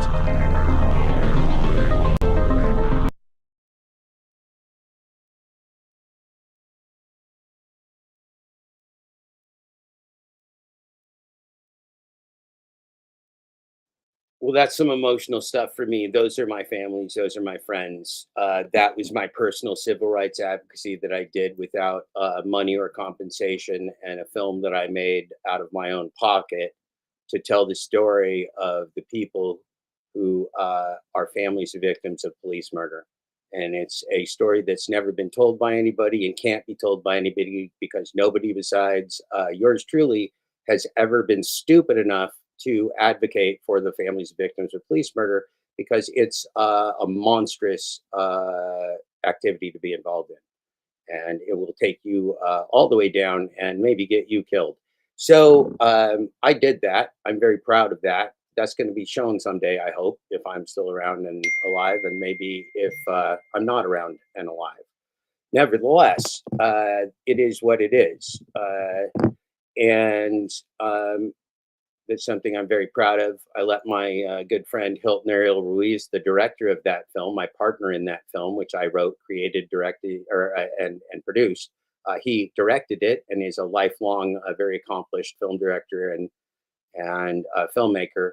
I let him know that we're talking about that live today, and he's very excited about that. He's also very proud of this project. He and I have, I don't know, 6 years of work into this project, and we will see it to the end someday. Thank you very much, Patrick. That's very kind of you. Roseanne Miele, sum up for us what we saw today with the con. We know that I'm an asshole. We know that that hiding reality and activism of the kind that you just saw me do in City Hall and shut City Hall. Do you know they didn't report that in the papers? That was not in the papers, Roseanne. It was not in the papers. They can't put that in the papers because I did that multiple times. I made the mayor cry twice in public. You know why? Because they were helpless. They could not stop a peaceful civil rights activist that pops up in the middle of fucking nobody with nowhere, with nobody's permission and no organization and no preparation, just a guerrilla tactic popping up and talking their pants off. That's what I did, Roseanne. And I fucked them up. I fucked them up real good. They got real mad. The whole city was real mad at me. The cops were mad. The politicians were mad. Everybody was mad. It was very exciting. And I got a lot done. I fucked things up real good. Now, you don't have to do what I did. In fact, I wouldn't even do what I did anymore because I don't believe there's enough of a system there to save anymore. And I went to jail for a very long time, and I got tortured and I got abused, and my wrists are too fucking big for handcuffs. So I don't want to get arrested anymore. I'm retired. My friends told me they're going to fucking personally kill me if I got arrested again, because I've been arrested 9 times and they're afraid I'm going to die. And I'm afraid I'm going to die. I'm not looking to die. So I wouldn't do that again either. But I taught you a lesson when I did do it because I got away with it. Why did I get away with it? Because I told the judge and I told everybody in the system, I don't respect the system because it's not fucking respectable. That's what I told them. I got quashed. So they hid all this stuff. But see, this is the thing. This is why we're our own press. That's why you're our press. That's why your individual action matters. Because I can go do crazy shit. And I have been known potentially to have the biggest balls in the universe. And I can do crazy fucking shit. But I'm one guy. And crazy fucking shit, what's that going to do? It's going to get me killed. What good's that going to do to anybody? Nothing. It's going to leave my kids without a fucking dad.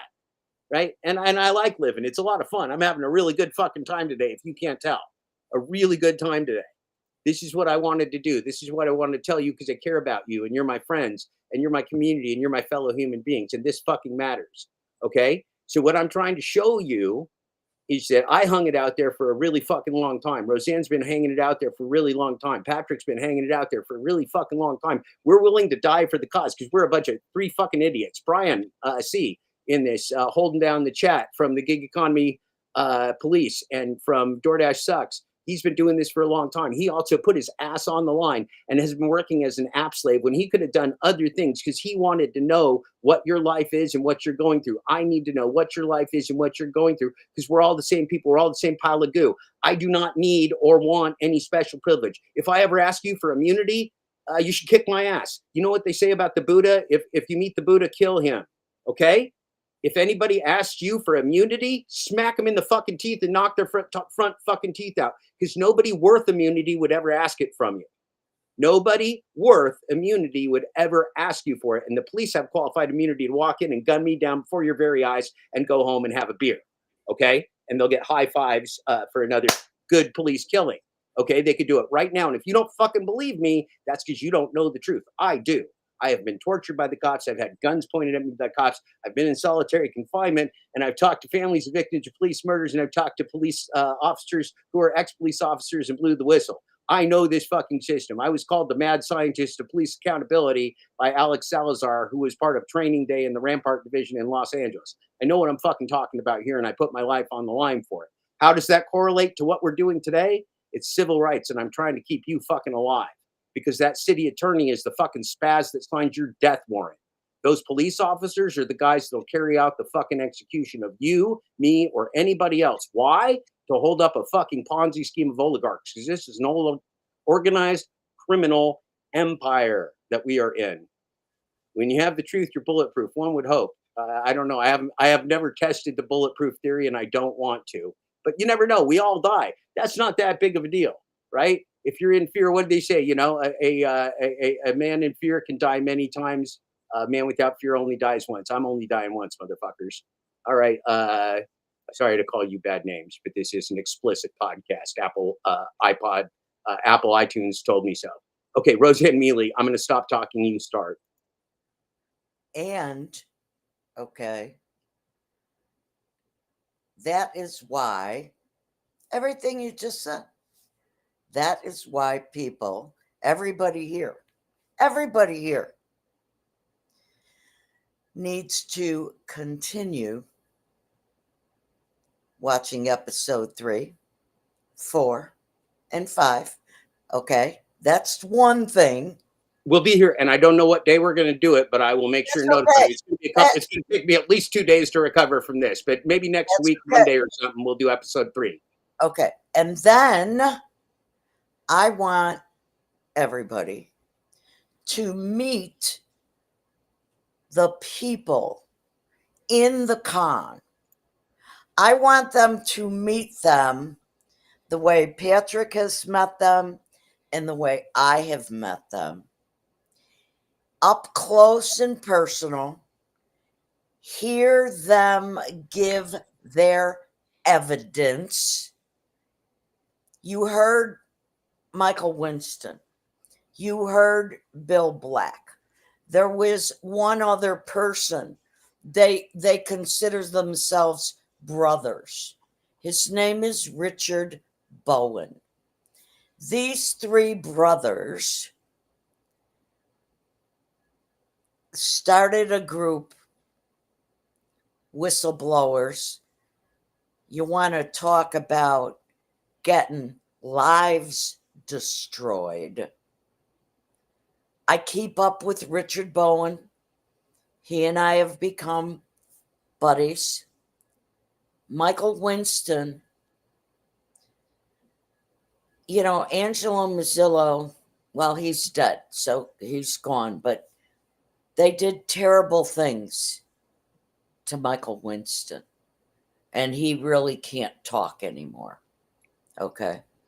The trauma that people who stand against the empire that go through is real. And remember, I told you I died in the process, right? Is that if that's not bad enough, I don't know what besides my death you might be looking for, but they fully fucking killed me. Good news, I'm back, but they fully fucking killed me. They're brutal, man, and they never fucking stop. They will ruin every part of your life. They'll leave you houseless, broke, and without any employment. Take it. I say, I'm willing to give up everything. Okay. I am. I'm here. I'm not sorry. So I wouldn't trade places with a scumbag criminal, organized criminal, fuck oligarch for anything in the world. Not for all the tea in China or all the techno-feudalist money in Bitcoin, which doesn't exist. We don't need everybody. Mm-hmm. We need a critical mass of people. Right. And Mike Drop Barbecue, our buddy Jeff of Mike Drop Barbecue in the gig economy talks about the 300. That's all we need. We need the 300 that goes to 300,000 and then goes to 3 million. And when we have 3 million, that's a revolution. That's all we need. You only need what 2. Now we need 6 million. You need 2% of a population, 2.3% of a population theoretically to have a revolution. I got an article on that too. I've written about everything. I got 10 million words, man. It's stupid. But anyway, around 2.3%. So that's 2.3% of 300 million people is somewhere around 7 million people. We get 7 million people, we can overthrow this motherfucker. Okay. So look, I've been in the streets with 100,000. How many times? They don't do that today. Yeah, it's not being in the streets. We don't have to face the men with guns in the streets. We need to stay home and shut them down. It's called the log outage. You don't have to be stupid like me and go get arrested by your favorite pig. That's why I showed you that. You don't have to do what I used to do. And I'm telling you right now, as the person who fucking did it, I wouldn't do it again today, and I'm not going to. My criminal days are done. Now, there's a reason for that. Because they're gonna murder you if you do it. And I don't want you to get murdered, and I don't want me to get murdered. And I'm going to tell you something about our friend Eckhart Tolle, who was in the start. his video was called, "Is Presence the Most Important Realization in Your Life?" And the answer, of course, to that question is yes, it is. The tasting of honey, the tasting of anything, you know that through the presence, through your present moment, right? Through presence. It's not a concept. There's not a concept of honey that you think about. It's something you taste on your tongue. And the thought subsides and the awareness rises. Now, if you're going to go write a poem about it, or worry about whether that honey was tainted with fentanyl, now that's going to be a lot of thinking, and that honey could cause you a lot of problems, and maybe that honey is tainted with fentanyl. But again, that's not what we're talking about here. We're talking about your senses and taste. And so knowing through presence is the only thing you have. And that's why when you see me talk about walking every single day, and you see my pictures and my writing, and all has pictures of natures and trees and trains and dogs and life and garbage and homeless people living in abject poverty because we're scumbag criminal fucks. That's what my pictures have, because I go out in the world and I sense it all personally, because that's what I know I have to do. It's not what I want to do. It's what I have to do, because that is the truth. And that's what we're trying to show you here. So again, you don't have to put your life on the line. You don't have to go through a lot of different stuff, but you are going to have to go through some steps. We'll talk about those in the future, of standing up and logging out and striking back by taking your ball, our present moment, our present world, our mind, take that and go home, because they're not there. They never will be there. If we forget they exist, guess what? If we forget they exist, they don't exist. What sound doesn't, I'm just making this up off the top of my head, but it's already funny and I haven't even said it yet, because that's how my stupid head works. What sound does an oligarch make when he falls? Nothing, because we're not here to hear him. Ha ha ha ha, motherfuckers, right? An oligarch is the tree that falls in the forest, and we're not here to hear it, and we don't even give a fuck. Because we're not there. They're there, and we don't care. They can fall in the forest. They're useless. They're the forest we'll never see. We never know. In our forest, in our yard, we care what the trees are. We take care of those trees. The oligarchs aren't here. Okay, there's lots of analogies for our present moment, and we'll go through about 10 million more of them as we go through this, because this is a process. It's a process of repetition. If you're not getting it right now today, just go back and watch episode 1 with me, and then come back and watch episode 2 again with Roseanne. And you're going to have to watch it somewhere around 5 times, maybe at least 3, before it starts to sink in. I'm not calling you stupid. You're just not as old and haven't suffered as much trauma as I have, thankfully, because I'm a fucking moron. Don't be me. I'm not asking you to be me. Don't be stupid. Yeah, you know what? Let me tell you, it's something else too. Okay? It's something else besides me stupid. Yes. This is the beauty of you and me and Patrick. Okay. I came to the con with a context from the time I was a little kid of corruption. I understood corruption. Yep. Okay. I sat in the streets. I sat in the streets when Patrick was just born and when you were 1 year old. Okay. So that's where I come from. You come from another place. Patrick comes from another place. But what are we all doing? We need to. We are all, I'm going to answer the question. It's the best question. We are all connected in the present moment. The conversation. We need to work, to share, to spread the light of the truth. Yeah. That's all. We don't need everybody. Right. And that connection. That's right. That's right. Just quit. If the mob don't fit, then just quit or something. I'm still going to work on this rhyme. We're going to work on this rhyme till the cows fucking come home, because Dr. Sapolsky said so. Now listen, this has been a lot. This has been a whole lot. And I thank you for making it this far. I thank you for sharing it with your friends. I thank you for processing this multiple times, because it takes many years and much introspection and quiet thought and being and presence and stopping that thinking, that repetitive thinking, those narratives that we tell ourselves, those narratives that are imposed upon us, and just seeing what is before us. It's going to take time. It's not going to happen overnight, but you can do it. I absolutely know for a fact you can do it because she did it. I did it. If we did it, you can do it. So you know what? On that note, I'm going to leave because I'm going to say, do it. Do it. The end. Thank you, Do my it. dear. I love you so. Bye. Always, Miele. Thank you. Thank you. Thank you. All right, ladies and gentlemen, we are going to wrap this up. It has been a wonderful, profound, fascinating, and life-changing morning, I hope. It has been for me.